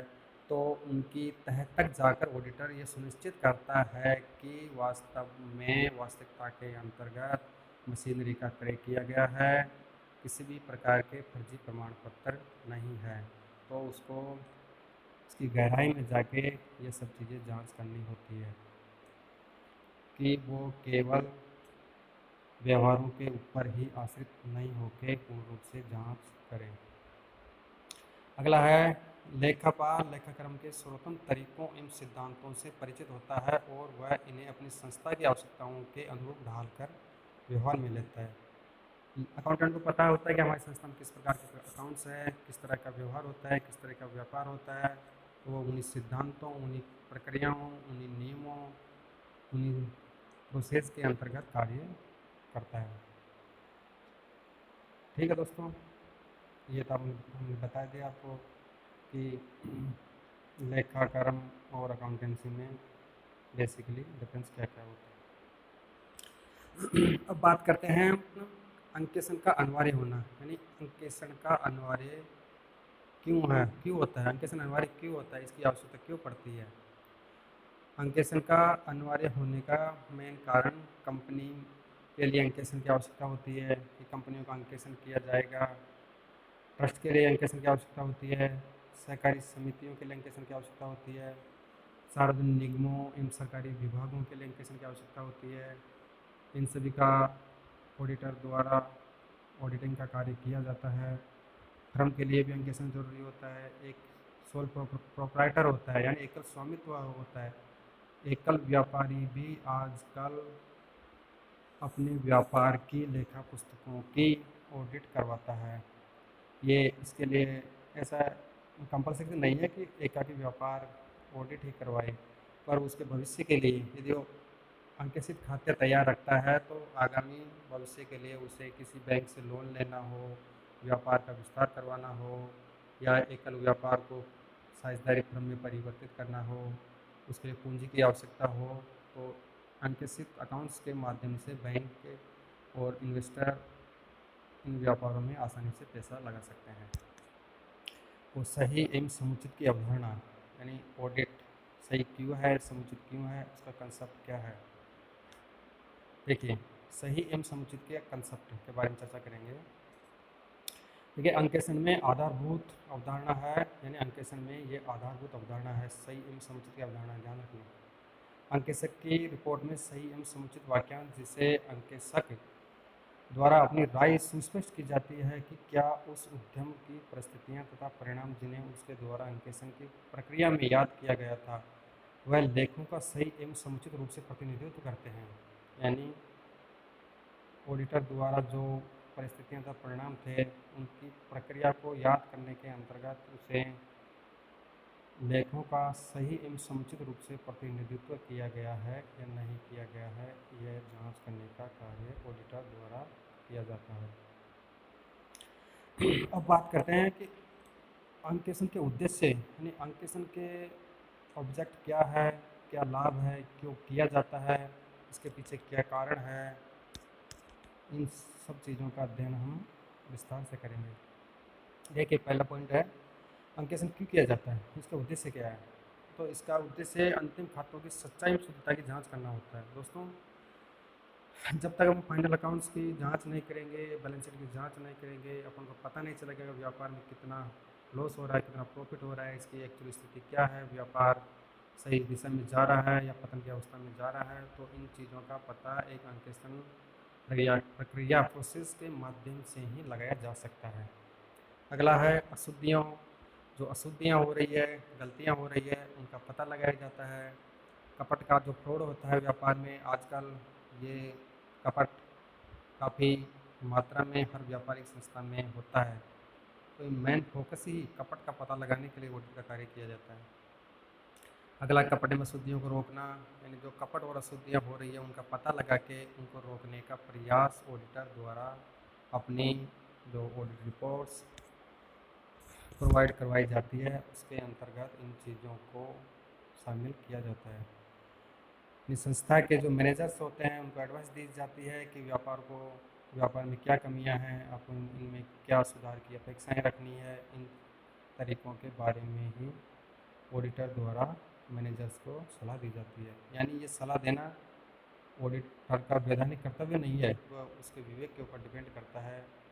मोस्टली ऑडिटरों द्वारा मैनेजर्स को सलाह दी जाती है। अगला है कंपनी की सही वित्तीय स्थिति, उसकी फाइनेंशियल सिचुएशन कैसी है, लॉस में जा रही है व्यापार या प्रॉफिट में है। यदि लॉस में जा रहा है तो क्यों जा रहा है, प्रॉफिट कम हो रहे हैं तो किस कारण से हो रहे हैं, क्या सुधार की गुंजाइश है, किस तरीके से सुधार किया जाना उचित होगा। इन सभी के बारे में ऑडिट की प्रक्रिया को अपनाकर ऑडिटर द्वारा पता लगाया जाता है।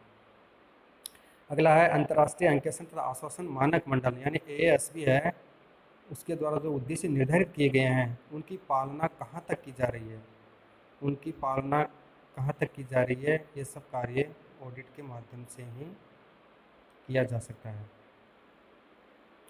अब बात करते हैं अपन लेखा पुस्तकों में अशुद्धियाँ एवं व्यावसायिक कपट क्या होता है। जो व्यापार की लेखा पुस्तकें होती है उनमें एरर और जो व्यावसायिक कपट होता है, कपट किस प्रकार से किया जाता है। देखिए, यानी मनुष्य दोषशील है, यानी टू एरर इज ह्यूमन, अतः गलतियाँ होना स्वाभाविक है। यानी मनुष्य एक प्राणी है, कोई मशीनरी तो है नहीं, स्वाभाविक है कि अपन से भी किसी कार्य को करते हैं तो गलतियाँ तो होना स्वाभाविक है। गलतियाँ कभी भी किसी भी स्तर पर हो सकती है। लेखा पुस्तकों में जहाँ हजारों व्यवहारों का लेखा किया जाता है, छोटी छोटी अशुद्धियों का होना असंभव नहीं बनाया जा सकता, चाहे कितनी सावधानी से कार्य किया जाए। देखो, व्यापार में हजारों ट्रांजैक्शन रोजाना किए जाते हैं, ऐसा तो है नहीं कि एक दो ट्रांजैक्शन किए। बड़े बड़े व्यापारों में हजारों ट्रांजैक्शन होते हैं, तो और वो कार्य एक व्यक्ति द्वारा किया जाता है, तो स्वाभाविक सी बात है कि मानव है, गलती हो जाती है। इसी प्रकार व्यवसाय में चाहे कितनी होशियारी से कर्मचारी को नियुक्त किया जाए अथवा उन पर चाहे कितना ही कुशल नियंत्रण रखा जाए, फिर भी कपट अथवा गबन की संभावनाओं को पूर्णतः इग्नोर नहीं किया जा सकता। ठीक है दोस्तों, कि चाहे अपन कितने भी स्किलफुल वाले व्यक्ति को नियुक्त करें, लेकिन फिर भी ये संभावना रहती है कि उक्त व्यक्ति द्वारा गलती या कपट किया जा सकता है। इसको अपन पूर्णतया इनकार नहीं कर सकते हैं कि उक्त व्यक्ति द्वारा कपट किया जा सकता है। अब बात करते हैं अशुद्धियाँ एवं गबन, यानी अशुद्धियाँ एवं गबन एरर से और फोर्स होता है। तो अशुद्धियाँ कितने प्रकार की होती है, कैसे होती है, किस तरीके से की जाती है, क्यों की जाती है, उनका उद्देश्य क्या होता है, गलतियाँ कैसे होती है, कपट जानबूझकर किया जाता है, कैसे किया जाता है, इन सब के बारे में हम विस्तार से चर्चा कर रहे हैं। देखिए दोस्तों, अब बात करते हैं सर्वप्रथम अशुद्धियों के एरर की। दोस्तों, अशुद्धियाँ 5 प्रकार की होती है। पहली अशुद्धि होती है सैद्धांतिक अशुद्धि, दूसरी होती है भूल की अशुद्धि, तीसरी होती है सत्यपूरक अशुद्धि, चौथी होती है दोहराव की अशुद्धि, पाँचवीं होती है हिसाब की अशुद्धि। दोस्तों, ये सब्जेक्ट अकाउंटेंसी का है, पर ऑडिट में दे रखा है, तो ऑडिट में आपको क्लियर कर देते हैं। अकाउंट्स के अंदर आपको विस्तारित रूप से प्रॉपर्ली तरीके से पढ़ाएंगे कैसे होती है। मोटा मोटा इनका व्यू देखते हैं अपन। तो सैद्धांतिक अशुद्धि क्या होती है? यानी सैद्धांतिक अशुद्धि ये होती है कि मान के चलो आपने किसी भी व्यापार की खाता बहियों में एंट्री की, आपने किसी एंट्री को आयगत करना था लेकिन उसको पूंजीगत मान लिया, तो ये सैद्धांतिक अशुद्धि हो गई। आयगत आयगत एंट्री थी, आपने पूंजीगत मान लिया, तो आयगत खर्चा मानो चाहे आयगत व्यय मानो, आयगत ठीक है दोस्तों। अब बात करते हैं भूल की शुद्धि। यानी आपने किसी भी लेखा बही में एंट्री नहीं की हो, यानी एंट्री करना ही भूल गए हो, डेबिट पक्ष में आपने लिख दिया, क्रेडिट पक्ष में आपने नहीं लिखा, या आपने पूर्ण रूप से नहीं लिखा, तो ये गलती पूर्ण रूप की गलती भी हो सकती है, आंशिक रूप की भी गलती हो सकती है, यानी कंप्लीट ओमिशन भी हो सकता है और पार्शियल ओमिशन भी हो सकता है। तो दोस्तों इसमें एक चीज़ है कि जो ये पूर्ण भूल तलपट द्वारा प्रकट नहीं होती है कभी भी, क्योंकि आपने दोनों पक्षों में डेबिट और क्रेडिट में एंट्री नहीं की है, तो तलपट का मिलान तो ऑटोमेटिक हो जाएगा। और यदि आपने आंशिक गलती की है, जो मान के चलो जो डेबिट पक्ष में एंट्री कर दी, क्रेडिट पक्ष में एंट्री नहीं की, तो ट्रायल बैलेंस में वो गलती पकड़ में आ जाएगी। अब बात करते हैं सत्यपूर्वक अशुद्धि। देखो सत्यपूर्वक अशुद्धि क्या होती है? सत्यपूर्वक अशुद्धि होने पर ट्रायल बैलेंस का मिलान हो जाता है तथा जो गबन या और चीज़ें होती है जो तलपट पर प्रकट होने से छिपा लेती है, उन्हें अपन सत्यपूर्वक अशुद्धि कहते हैं। जब मान के चलिए जैसे राम को अपने 2000 से डेबिट करना था, ठीक है दोस्तों, राम को मतलब 2000 से डेबिट करना था, लेकिन अपन ने उसको 20,000 से डेबिट कर दिया। और श्याम को अपन को 5,000 से क्रेडिट करना था, लेकिन श्याम को 50,000 से क्रेडिट कर दिया। तो इस तरीके से इन अशुद्धियों का प्रभाव समाप्त हो जाता है। अगला है दोहराव की अशुद्धि, यानी एरर्स ऑफ डुप्लीकेशन। यानी जब लेखा पुस्तकों में जब कोई व्यवहार दो बार लिखा जाता है तो इसे दोहराव की अशुद्धि कहते हैं। तो ये अशुद्धि भी पूर्ण हो सकती है या पार्शियल हो सकती है। यदि व्यवहार डेबिट और क्रेडिट दोनों पक्षों में दो बार लिखा जाता है तो ये अशुद्धि पूर्ण होगी, ठीक है दोस्तों। और यदि केवल एक ही पक्ष में दो बार लिख देते हैं तो ये अशुद्धि आंशिक यानी पार्शियल होती है। जैसे मान के चलो कि आपने किसी राम से 5 लाख का उधार माल खरीदा और उसका क्रय पुस्तक में तो एक ही बार लेखा कर दिया आपने, पर हरि के खाते में 2 बार आपने लेखा कर दिया, तो ये आंशिक दोहराव की अशुद्धि हो गई। तो इससे पूर्ण दोहराव की अशुद्धि तलपट द्वारा प्रकट नहीं होती है, जबकि आंशिक दोहराव तलपट में अंतर आ जाता है, ठीक है दोस्तों। अब बात करते हैं हिसाब की अशुद्धि। तो हिसाब क्या होता है? अपन जब किसी व्यवहार की पुस्तक रकम को पुस्तक में गलत लिख दी जाती है तो उसे हिसाब की अशुद्धि कहते हैं। ये गलती आरंभिक पुस्तकों में अथवा खाता बही में कहीं भी हो सकती है, ठीक है दोस्तों। तो मान के चलो आप किसी व्यापार के अंदर आपने 5,000 रुपये का माल खरीदा, आपने गलती से 500 रुपये लिख दिया, उसको डेबिट 500 से कर दिया, क्रेडिट 500 से कर दिया, तो आपके हिसाब की अशुद्धि हो गई। हालांकि एंट्री पर आपका ट्रायल बैलेंस तो मिल जाएगा, लेकिन ये हिसाब की अशुद्धि इस तरीके से हो जाएगी। तो अशुद्धियाँ हमने अशुद्धियों पर चर्चा कर ली। अशुद्धियाँ 5 प्रकार की होती है: सैद्धांतिक, भूल की, सतिपूरक, दोहराव और हिसाब की। अब बात करते हैं गबन की, यानी फ्रॉड क्या होता है। देखिए फ्रॉड कई प्रकार से किया जा सकता है, यानी रोकड़ का भी, माल का, संपत्तियों का, सुविधाओं का, श्रम का, हिसाब में गड़बड़ी का। अब हम इस संबंध में विस्तार से चर्चा करते हैं कि रोकड़ का गबन कैसे किया जाता है। मान के चलो किसी व्यापार के अंतर्गत रोकड़िए को केस बुक लिखने का चार्ज दे रखा है। व्यापार की प्रक्रियाओं से उसे मान के चलो 50,000 रुपये की प्राप्ति हुई। अब उसने 50,000 रुपये को रोकड़ पुस्तक में तो एंट्री कर दी, और उस राशि को वो अपने घर ले गया, ठीक है दोस्तों। यानी 50,000 प्राप्त हुए, 50,000 रुपये को अपने घर ले गया, तो ये हो गया रोकड़ का गबन। अब या ऐसा हो जाता है कि आपने ग्राहक से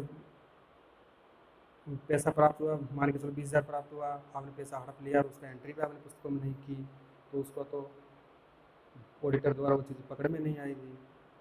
अब अगली रोकड़ भाई की गलती होती है उसको बोलते हैं अपन लेपिंग या टीमिंग और लेटिंग। तो ये क्वेश्चन इंपॉर्टेंट है, अब याद रखना कि लेपिंग, टीमिंग और लेटिंग क्या होता है। ये यानी इसका मतलब होता है कि किसी ग्राहक से प्राप्त धनराशि को गायब कर देना, तो दूसरे ग्राहक से प्राप्त राशि पहले ग्राहक के खाते में तथा तीसरे ग्राहक से प्राप्त राशि को दूसरे ग्राहक के खाते में जमा कर देना और इस प्रकार ये क्रम निरंतर रूप से जारी रखना। मान के चलो कि आपको राम से 50,000 रुपये प्राप्त हुए, आपने राम के 50,000 जो पैसे प्राप्त हुए उनको डायरेक्ट आपने हड़प लिया। फिर श्याम से 50,000 प्राप्त हुए, तो श्याम से 50,000 प्राप्त हुए हैं उसको एंट्री तो आपको राम के खाते में कर दी। अब फिर श्याम से प्राप्त हुए पैसा प्राप्त हुआ है वो किसी दूसरे खाते में एंट्री कर दी। ऐसे प्रक्रिया निरंतर रूप से चलती रहती है। ये इस प्रक्रिया को अपन लेपिंग, टीमिंग और लेडिंग कहते हैं। तो आप इनको अच्छी तरह से याद रखना है कि लेपिंग, टीमिंग और लेडिंग क्या होता है। ठीक है दोस्तों। अब होता है माल का गबन।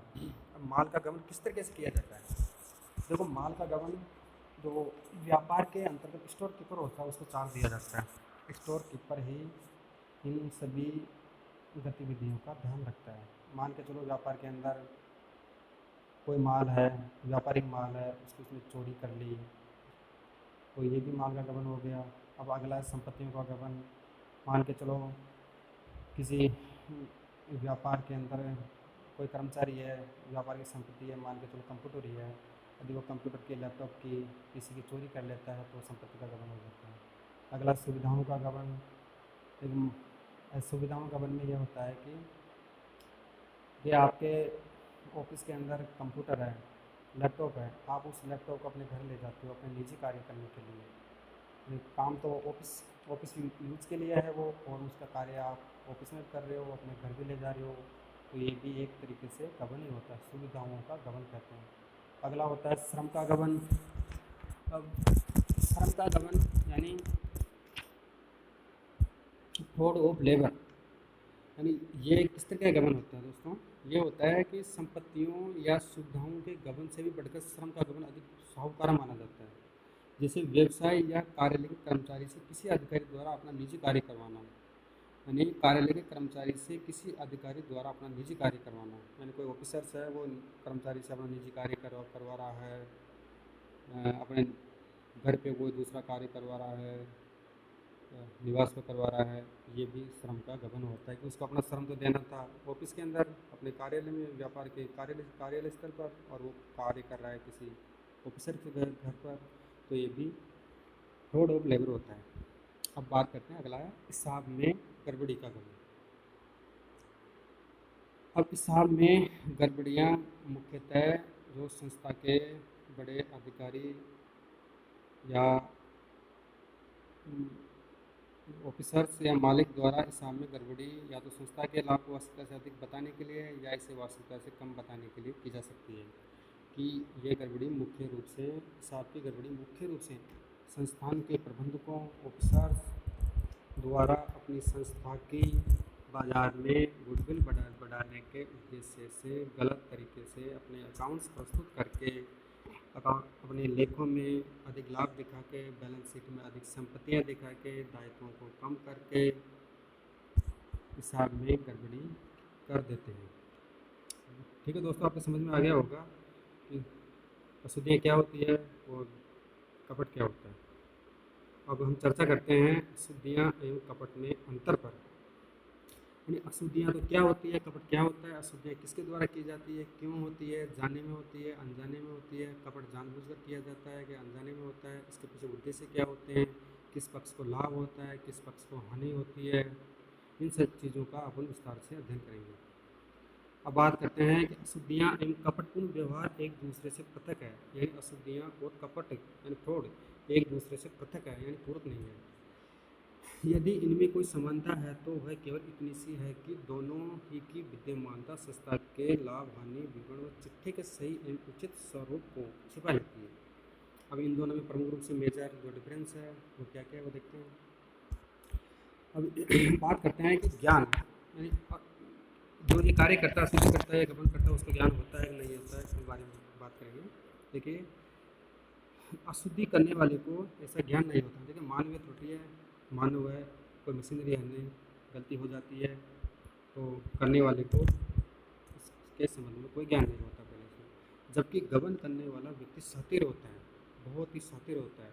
वो सोच समझ कर विवेकपूर्ण तरीके से योजना बनाकर पूर्व प्लानिंग करके गबन करता है, ताकि किसी अधिकारी कर्मचारी या मैनेजर हो या ऑडिटर हो कि उसको पकड़ में नहीं आई ये चीज़ें। यानी बहुत शातिर तरीके से गबन किया जाता है। गबन करने वाले को इस चीज़ में पता होता है कि मैं गबन कर रहा हूँ। अब अगला है इरादा, इंटेंशन, यानी अशुद्धि में के अंतर्गत ऐसा कोई इरादा नहीं होता है कि मुझे गलती करनी है, वो जाने अनजाने भूलवश ओमिशन हो जाती है। जबकि जो फ्रॉड करता है, कपट करता है, उसको पहले से ही गबन करने का इरादा वो पहले से ही बना लेता है कि मुझे इस संस्था में इतने रुपए की, इस मशीनरी की, इस संपत्ति की, इन पैसों का गबन करना है। ठीक है दोस्तों, बात करते हैं प्लानिंग की। ये पहले से कोई प्लानिंग नहीं बनाता है, और जो कि ये कपट करने वाला होता है वो पहले से प्लानिंग बनाता है। अब वो इसके परिणाम क्या होते हैं, इसके रिजल्ट्स क्या होते हैं, क्या प्रभाव पड़ते हैं अशुद्धियों के और गबन के। देखिए, गलतियों का परिणाम निश्चित नहीं होता है। ये गलतियाँ होती निश्चित नहीं होता है, कुछ किसी पक्ष को लाभ हो सकता है, हानि भी हो सकती है, या प्रभाव न पड़े, बराबर भी हो सकता है। जबकि कपट के अंतर्गत ये निश्चित होता है कि एक पक्ष को तो लाभ होगा तथा दूसरे पक्ष को हानि अवश्य होगी। तो दूसरा पक्ष कौन हो गया, व्यापार हो गया, व्यापार को निश्चित रूप से हानि होगी, और जो कपट कर रहा है, जो कर्मचारी कर रहा है या अधिकारी कर रहा है, उसको लाभ होगा। ये बेसिकली बात है। अब बात करते हैं अपराध की गहनता, यानी यह अपराध की श्रेणी में आता है नहीं आता। गलती होती है, मतलब अशुद्धि कोई अपराध नहीं होता है, ये सम्य होती है, इसमें गलती को माफ़ किया जा सकता है। जबकि गबन अपराध की श्रेणी में आता है, इसे समान नहीं किया जा सकता है। यानी गबन एक क्रिटिकल ऑफेंस होती है, इसे समान नहीं किया जा सकता है।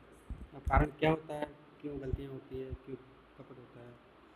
देखिए, अशुद्धियाँ प्राय सावधानी न बरतने के कारण होती है। यदि आदमी अटेंशन होकर कार्य नहीं करेगा, वो स्ट्रेस में रहेगा, प्रॉपर्ली तरीके से अपने काम को नहीं निपटाएगा, तो गलतियाँ होना स्वाभाविक है। जबकि गबन बिना सावधानी के बिना किया ही नहीं जा सकता। देखिए, गबन प्री प्लानिंग होता है, मैंने पहले आपको बताया अभी कि गबन सोच समझकर सोची गई साजिश होती है, प्री प्लानिंग के गबन नहीं किया जा सकता। अब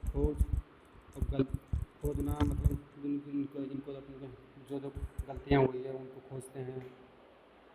और दोस्तों, इन अशुद्धियों को ढूंढना आसान है, पता लग जाता है कि कौन सी स्टेज पर कौन सी बही में, कौन से अकाउंट्स में गलती कहाँ हुई है, उनको ढूंढा जा सकता है। जबकि गबन शातिर तरीके से किया जाता है, इसको पकड़ना काफ़ी मुश्किल होता है। हमें पकड़ में तो आ जाता है, ऐसी बात नहीं है, पकड़ना काफ़ी मुश्किल होता है।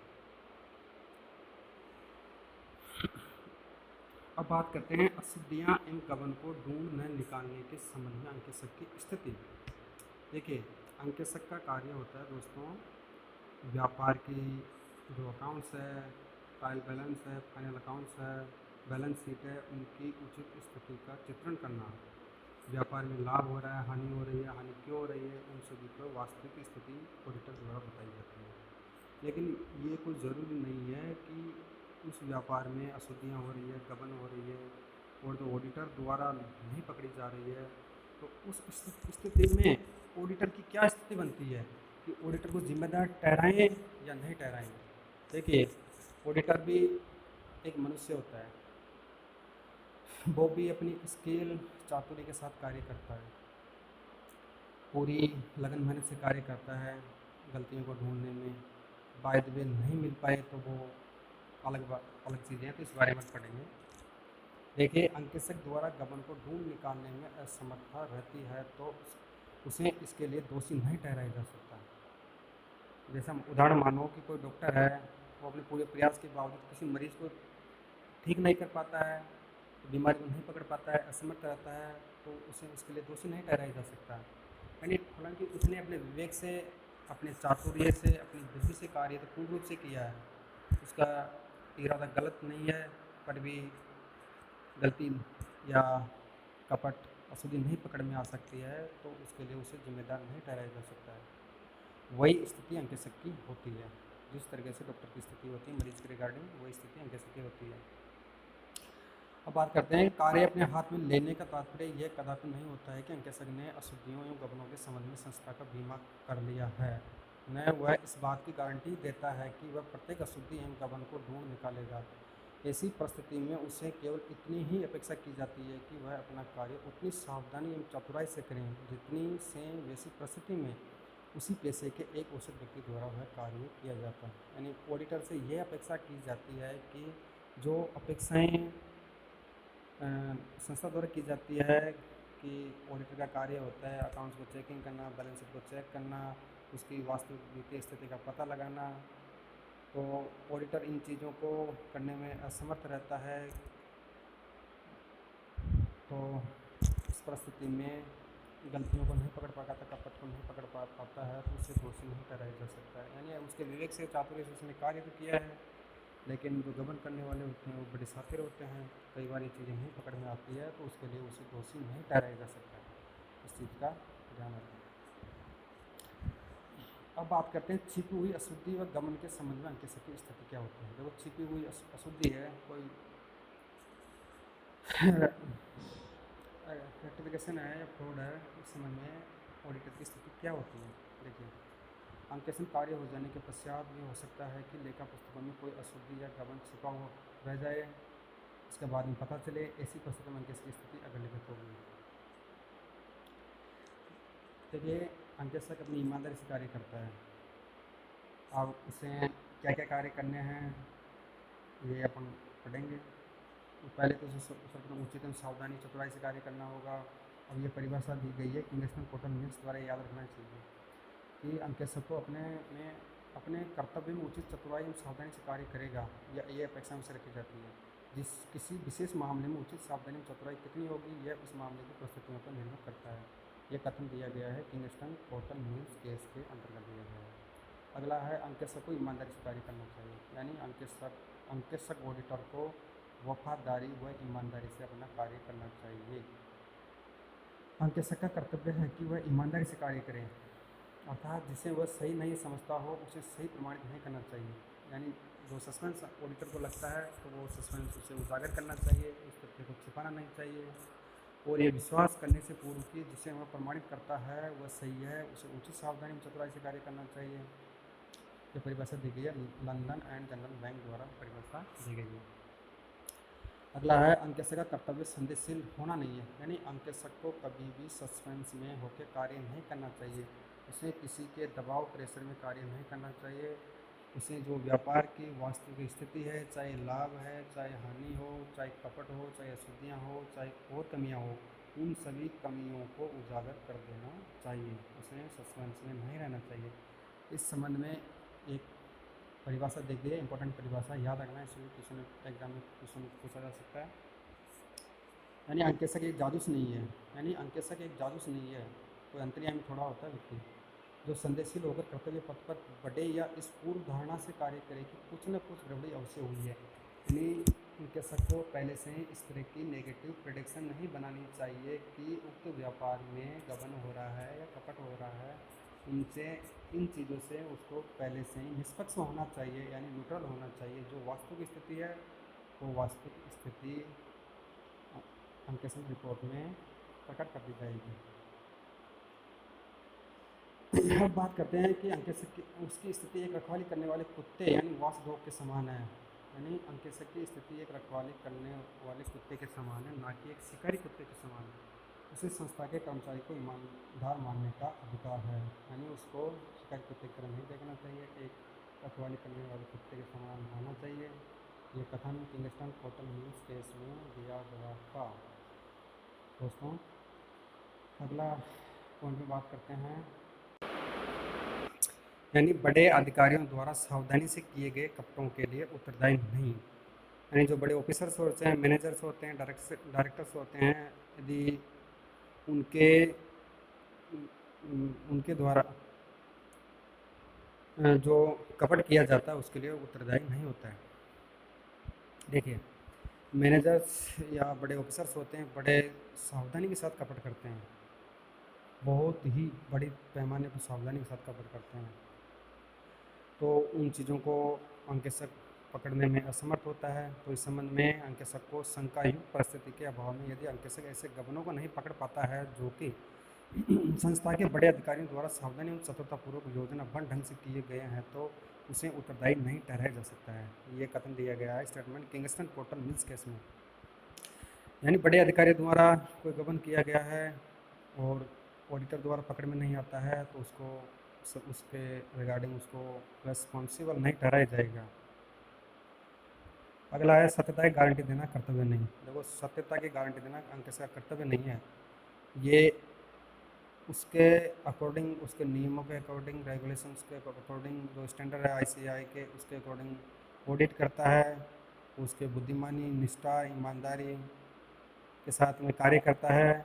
लेकिन गलती या गबन पकड़ में नहीं आता है तो उस चीज़ की वो सत्यता की गारंटी नहीं देता है। उसका सत्यता की गारंटी देना कर्तव्य नहीं होता है। यानी अंकेशक एक बीमक नहीं है दोस्तों, याद रखना है। अंकेशक एक बीमक नहीं है, क्वेश्चन पूछा जा सकता है एग्जाम में। ये अंकेशक एक बीमक नहीं है, वह गारंटी नहीं देता है कि पुस्तक कंपनी की सही स्थिति को अवश्य बताती है। वह यह गारंटी नहीं देता कि चिट्ठा कंपनी की पुस्तकों के अनुसार सही है। ये statement London and general bank case में दिया गया था। कंक्लूजन निकालते हैं इस चीज़ का कि इस प्रकार हम देखते हैं कि अंकेशक उचित सावधानी एवं चतुराई से ईमानदारीपूर्वक कार्य करेगा। इसके बावजूद भी कोई अशुद्धि अथवा कपट का मामला छिपा रह जाता है तो इसके लिए उसे दोषी नहीं ठहराया जा सकता है। मान के चलो आप ही कल अकाउंटेंट बन जाएंगे, सरकारी ऑफिसों में, राजस्थान सरकार के कार्यालयों में काम करेंगे। आपने आपकी ईमानदारी, बुद्धि निष्ठा, कर्तव्य निष्ठा के साथ आपने कार्य किया है। आपने किसी प्रकार की कोई गलती नहीं की है, कार्य में लापरवाही नहीं बरती है। बट कोई गलती या अशुद्धि या कपड़ा छिपा रह जाता है, आपकी पकड़ से दूर रहता है या आपकी समझ से परे है तो उसके संबंध में आपको दोषी नहीं ठहराया जा सकता है। ठीक है दोस्तों। अब ये कपट और अशुद्धि के संबंध में जो ऐसे है स्टैंडर्ड ऑफ अकाउंटिंग यानी 240, इस पर 240 रूल्स के प्रावधान लागू होते हैं। अब बात करते हैं अपन अंकेशन के कार्यक्षेत्र की, यानी स्कोप ऑफ ऑडिट। यानी अंकेशन का कार्यक्षेत्र विस्तृत है या छोटा है या कैसा है, उसमें क्या क्या चीज़ें शामिल की जाती है उनके बारे में अध्ययन करेंगे। यानी वित्तीय विवरणों के एक अंकेशन का क्षेत्र अंकेशक द्वारा निर्धारित किया जाता है। क्षेत्र को निर्धारित करते समय अंकेशक नियुक्ति की शर्तों, संबंध विधानों एवं मान्यताओं तथा संस्थान की घोषणाओं को ध्यान में रखता है। यह तो उसका पहला कार्य क्षेत्र हो गया। अंकेशक जब किसी व्यवसाय के हिसाब किताब के अंकेशन का कार्य अपने हाथ में लेता है तो उसके सामने सबसे महत्वपूर्ण प्रश्न यह आता है कि हिसाब किताब के जांच की सीमा क्या है। सर्वप्रथम वो देखता है कि जिस व्यापार में अपन ऑडिट करेंगे उसके हिसाब किताब की जांच की सीमा क्या है। इस सीमा को अंकेशन का कार्य क्षेत्र कहते हैं। उसे कार्य आरंभ करने से पूर्व अपना कार्य क्षेत्र अच्छी तरह से निर्धारित कर लेना चाहिए कि मुझे किस प्रकार से ऑडिट करनी है, किस किस तरीके से ऑडिट करनी है, मुझे किन किन चीज़ों की आवश्यकताएं हैं, उन आवश्यकताओं को किन तरीक़ों से पूरा किया जाएगा आदि। अब बात करते हैं अंकेशन का कार्य क्षेत्र निर्धारित करते समय यह देखना होगा कि अंकेशन निम्न प्रकार के अंकेशनों में से किस प्रकार का अंकेशन करेगा। देखिए दोस्तों, अंकेशन 3 प्रकार का होता है। एक तो निजी यानी प्राइवेट अंकेशन होता है, एक स्टेचुटरी ऑडिट होती है, एक गवर्नमेंट ऑडिट होती है। तो जो ऑडिटर होता है उसको ऑडिट करने से पहले ये देखना होता है कि मुझे किस संस्था की, किस प्रकार के व्यापार की, किस प्रकार की ऑडिट करनी है। निजी ऑडिट करनी है या स्टेचुटरी ऑडिट करनी है या सरकारी ऑडिट करनी है। निजी ऑडिट तो एक कोई भी व्यक्ति करा सकता है, यानी प्राइवेट ऑडिट होती है। वैधानिक ऑडिट एक अनिवार्य रूप से होती है, स्टेचुटरी ऑडिट बोलते हैं इसको। और सरकारी ऑडिट जो सरकारी कंपनियां हैं, डिपार्टमेंट्स है, कॉरपोरेशंस है आदि की ऑडिट की जाती है। अब बात करते हैं हम विस्तार से निजी अंकेशन क्या होता है, यानी प्राइवेट ऑडिट क्या होती है। यानी यदि कोई संस्था किसी समझौते द्वारा किसी व्यक्ति से अपने हिसाब किताब का अंकेशन कराती है तो उसे निजी अंकेशन कहते हैं। यानी कोई संस्था किसी समझौते यानी कोई एग्रीमेंट करती है तो वो किसी व्यक्ति से अपने हिसाब किताब, अपने लेखा बहियों की जांच कराती है तो उसे निजी अंकेशन कहते हैं। यह वैकल्पिक होता है। देखिए, ये वैकल्पिक होता है, करवाना ज़रूरी नहीं होता है। और अंकेक्षक की योग्यता भी किसी विधान द्वारा निर्धारित नहीं की जाती है। प्राइवेट ऑडिट में अंकेक्षक की जो क्वालिफिकेशंस होती है वो किसी विधान द्वारा निर्धारित नहीं की जाती है।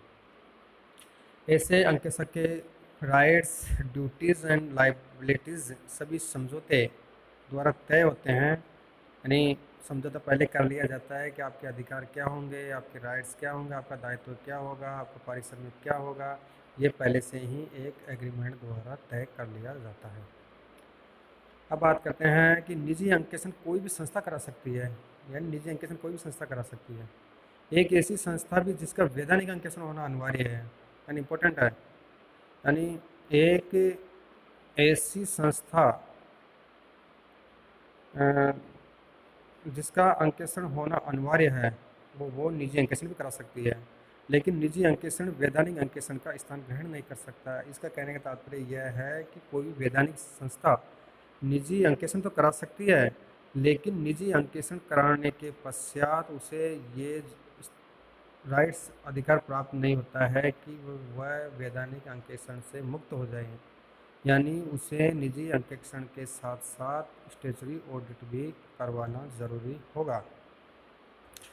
यानी सोल प्रोप्राइटर यानी एकाकी व्यापारी व साझेदारी संस्थानों जो पार्टनरशिप होती है, साझेदारी संस्थाओं द्वारा कराए जाने वाला अंकेक्षण निजी अंकेक्षण होता है। यानी जो पार्टनरशिप फर्म द्वारा या एकल व्यापार द्वारा जो अंकेक्षण करवाया जाता है या छोटी फर्म होती है तो इनके अंकेक्षण को हम प्राइवेट ऑडिट कहते हैं। अब बात करते हैं कि कंपनी के हिसाब किताब का वैधानिक अंकेक्षण होना अनिवार्य है, यानी कंपनी के हिसाब किताब का वैधानिक स्टैट्यूटरी ऑडिट करवाना जरूरी होता है। ये कंपनी अधिनियम 2013 के अंतर्गत बताया गया है। लेकिन वैधानिक अंकेक्षण के पूर्व तथा पश्चात यदि कंपनी के प्रबंधक किसी बाहरी व्यक्ति द्वारा निजी अंकेक्षण भी कराना चाहे तो वे ऐसा कर सकते हैं। बिल्कुल सही है। यदि आपने किसी कंपनी के हिसाब किताब के संबंध में वैधानिक अंकेक्षण करवा लिया है, अनिवार्य है, वैधानिक अंकेक्षण करवा लिया, लेकिन कंपनी के मैनेजर्स को लगता है कि हमें फला ऑडिटर पर सस्पेंस है या उसकी रिपोर्ट सही नहीं है, तो वो अपने स्तर से निजी समझौते द्वारा निजी अंकेक्षण भी करवा सकता है। ठीक है दोस्तों, अब बात करते हैं सरकारी अंकेक्षण गवर्नमेंट ऑडिट क्या होता है। दोस्तों इम्पोर्टेंट है ये सरकारी क्वेश्चन, इसमें से क्वेश्चन आने के चांसेस पूर्ण रूप से बनते हैं, इसमें आपको बताएंगे। देखिए, राजकीय प्रशासन की सफलता बहुत सीमा तक कुशल अंकेक्षण पर निर्भर करती है। इस तथ्य को भारतीय संविधान में पूर्ण रूप से पहचाना गया है ना। अब पहचाना गया है भारतीय संविधान के अनुच्छेद, दोस्तों याद रखना, भारतीय संविधान के अनुच्छेद संख्या 148 यानी 148 148 के अंतर्गत भारत का राष्ट्रपति यानी प्रेसिडेंट ऑफ इंडिया भारत के नियंत्रक महालेखा परीक्षक की नियुक्ति करता है। यानी राष्ट्रपति भारत के संविधान के अनुच्छेद 148 के अंतर्गत एक सीएजी यानी महालेखा नियंत्रक परीक्षक की नियुक्ति करता है। भारतीय संविधान के अनुच्छेद 149 के अंतर्गत भारत के नियंत्रक महालेखा परीक्षक को केंद्र सेंट्रल गवर्नमेंट, स्टेट गवर्नमेंट तथा अन्य किसी सरकारी संस्था के हिसाब किताब के संबंध में उन अधिकारों या कर्तव्यों का पालन करना होता है जो कि भारतीय संसद द्वारा अथवा उसके बनाए गए किसी अधिनियम के अंतर्गत निर्धारित किए गए हैं। यानी जो सीएजी होता है वो सीएजी ऑडिट केंद्र सरकार की भी करता है, राज्य सरकारों की भी करता है, या सरकार द्वारा अनुमोदित जो अन्य बॉडीज़ है उनकी ऑडिट भी सीएजी द्वारा की जाती है। इस प्रकार भारत के नियंत्रक एवं महालेखा परीक्षक यानी CAG controller accountant of general भारतीय संविधान के अंतर्गत एक महाअंकेक्षक है। सरकारी हिसाब किताब की जांच करने के लिए इसके अंतर्गत कई इकाइयां कार्य करती है। जैसे सीएजी के ऑडिट के अंतर्गत रेलवे के अलग अकाउंट्स होते हैं, डाकतार के अलग होते हैं, डिफेंस अकाउंट्स के अलग होते हैं, डिफेंस डिपार्टमेंट के लेखों की जांच के लिए अलग अलग इकाइयां कार्यरत हैं। इसी प्रकार प्रत्येक राज्य में एक एजी का ऑफिस होता है, उसको यानी प्रत्येक राज्य सरकार के अंतर्गत भारतीय संविधान के अनुच्छेद 148 के अंतर्गत एक महालेखाकार कार्यालय खोला गया है जो राज्य में केंद्रीय सरकार के विभागों के हिसाब किताब तथा राज्य सरकार के हिसाब किताब के लिए लेखों की जांच करता है। दोस्तों केंद्र सरकार द्वारा ये प्रोविज़न किया गया है कि प्रत्येक राज्य में एक महालेखाकार कार्यालय खोला जाएगा, जिसके अंतर्गत अब मान के चलो राजस्थान सरकार के अंतर्गत सेंट्रल गवर्नमेंट के ऑफिसेज हैं, तो उनकी ऑडिट भी एजी द्वारा की जाएगी। उसके पश्चात जो राज्य सरकार के ऑफिस है उनकी ऑडिट संबंधित डिपार्टमेंट द्वारा भी करवाई जाती है, लेकिन उसके अलावा एजी यानी महालेखाकार कार्यालय द्वारा भी ऑडिट की जाती है। ये ऑडिट करवाना अनिवार्य होता है। अब राजस्थान सरकार में जब आप पोस्टिंग आपकी होगी, आप पाओगे, देखोगे, तो आपकी जो इंटरनल ऑडिट होगी, स्पेशल ऑडिट होगी, निरीक्षण विभाग की ऑडिट होगी, उनके अलावा हर डिपार्टमेंट में एजी की ऑडिट अलग से करवाई जाती है। ठीक है दोस्तों, अब ये एजी वाला ऑफिस है ना, इसका कार्यालय अपने जयपुर में सचिवालय है उसके बगल में है। आप कभी देखना एजी का ऑफिस अपने राजस्थान के अंदर जयपुर में है। अब बात करते हैं वैधानिक अंकेक्षण की, स्टेचुरी ऑडिट। स्टेचुरी ऑडिट क्या होता है? देखिए, जिस संस्था के हिसाब किताब का अंकेक्षण अनिवार्यतः किसी विधान के अंतर्गत कराया जाता है तो उसे वैधानिक अंकेक्षण कहते हैं। यानी जो कि कोई भी व्यापारिक संस्था हो तो उसका अंकेक्षण किसी विधान के अंतर्गत करवाया जाता है तो उसे वैधानिक अंकेक्षण कहते हैं। जैसे कंपनी जैसे किसी कंपनी का ऑडिट करवानी है तो उसे कंपनी अधिनियम 2013 के जो प्रोविजंस है, रूल्स है, रेगुलेशंस है, स्टैंडर्ड है, उसके अकॉर्डिंग वैधानिक अंकेक्षण करवाना अनिवार्यता होता है। ठीक है दोस्तों, अब ये स्टेचुरी ऑडिट किस किस में करवाई जाती है? स्टेचुरी ऑडिट कंपनी में होती है, सार्वजनिक जो ट्रस्ट होता है, जो प्रन्यास होता है, बैंक होते हैं आदि में वैधानिक अंकेक्षण करवाया जाना अति आवश्यक कार्य होता है। जहाँ विधान द्वारा अंकेक्षण अनिवार्य बना दिया जाता है वहाँ निम्नलिखित बातें भी या तो विधान द्वारा निर्धारित कर दी जाती है या तय कर दिया जाता है कि इनका निर्धारण किस प्रकार किया जाएगा। ठीक है दोस्तों, अब बात करते हैं कि अंकेक्षक की योग्यताएं एवं अयोग्यताएं, अंकेक्षक की नियुक्ति किसके द्वारा की जाएगी, अंकेक्षक के अधिकार, कर्तव्य, दायित्व क्या होंगे, अंकेक्षक को हटाए जाने की परिस्थितियाँ, विधि क्या होगी, ये सब चीज़ें कंपनी अधिनियम 2013 के अंतर्गत समाविष्ट कर दी गई है। कंपनी अधिनियम 2013 के रूल्स के प्रोविज़न के अकॉर्डिंग ही अंकेक्षक की योग्यताएं होती है, उसकी नियुक्ति किसके द्वारा की जाएगी, उसके राइट्स, ड्यूटीज़, लाइबिलिटीज़ क्या होगी, उसका हटाने की सिचुएशन क्या होगी, ये कंपनी अधिनियम 2013 के द्वारा किया जाएगा। अब बात करते इन चीज़ों के बारे में, योग्यताएं हैं, उनकी डिस्क्वालिफिकेशन, क्वालिफिकेशन, उसके अपॉइंटमेंट, राइट्स, ड्यूटीज़, लाइबिलिटीज़, हटाने की जो स्थितियां हैं उनका अध्ययन हम अगले चैप्टर ऑडिट के अंकेक्षक के अधिकार दायित्व वाले विषय पाठ में करेंगे, जो हम आने वाली क्लास में पढ़ाएंगे आपको। अब बात करते हैं कि वैधानिक अंकेक्षण के संबंध में निश्चित विधान को समझौते द्वारा बदला नहीं जा सकता। दोस्तों इंपॉर्टेंट चीज़ है, यानी वैधानिक अंकेक्षण के संबंध में निश्चित विधान को समझौते द्वारा बदला नहीं जा सकता, यद्यपि समझौते द्वारा वैधानिक अंकेक्षण के कर्तव्यों और दायित्वों को बढ़ाया जा सकता है। यानी जो विधान द्वारा, यानी जो कंपनी एक्ट द्वारा जो रूल्स बनाए गए हैं उनको अपन किसी भी समझौते द्वारा बदल नहीं सकते, लेकिन समझौते द्वारा वैधानिक अंकेक्षक के कर्तव्य हैं और उसके दायित्वों को हम आपसी समझौते द्वारा बढ़ा सकते हैं, उनको कम नहीं कर सकते हैं। अब बात करते हैं कि अंकेक्षण को नियंत्रित करने वाले आधारभूत सिद्धांत क्या क्या है। यानी जो ऑडिट का पैमाना है उसको कंट्रोलिंग किस बेसिस पर, किस आधारभूत सिद्धांतों के आधार पर करेंगे, इन सब के बारे में अपन अध्ययन कर रहे हैं। अंकेक्षण और आश्वासन मानक बोर्ड AASB यानी ऑडिटिंग एश्योरेंस स्टैंडर्ड बोर्ड द्वारा वे, दोस्तों मैंने बताया था ये फुल फॉर्म याद रखना आप उसकी ना, द्वारा वे मूलभूत सिद्धांत बताए गए हैं जो अंकेक्षक के पेशेवर दायित्वों से संबंधित है, जिनका पालन अंकेक्षक द्वारा करते समय अनिवार्य होता है। प्रमुख सिद्धांत निम्न है। देखो, ऑडिट करते समय अंकेक्षक को क्या क्या आधारभूत सिद्धांत अपनाने चाहिए, क्या क्या चीज़ें उसे करनी चाहिए, इन चीज़ों के बारे में अध्ययन करेंगे। यानी अंकेक्षक को सत्यनिष्ठ, वस्तुनिष्ठ तथा निष्पक्ष होना चाहिए, यानी उसे ईमानदार, वस्तुनिष्ठ और निष्पक्ष, न्यूट्रल होना चाहिए। जो भी व्यवसाय के खाता बहियों में, अकाउंट्स में, लेखों में, बैलेंस शीट में, चिट्ठे में जो भी सिचुएशन प्रकट हो रही है उसको निष्पक्ष रूप से अपनी रिपोर्ट में शामिल करना चाहिए। उनमें कतई किसी भी प्रकार की, किसी भी तरीके की हेर फेर नहीं करनी चाहिए, ना ही काट छाँट करनी चाहिए। जो भी डॉक्यूमेंट्स होते हैं, जो भी प्रपत्र होते हैं व्यापार के, उनको पूर्ण रूप से गोपनीय रखना चाहिए। ऑडिटर को स्किलफुलनेस तथा दक्ष यानी चातुर्य तथा दक्षता के साथ कार्य करना चाहिए।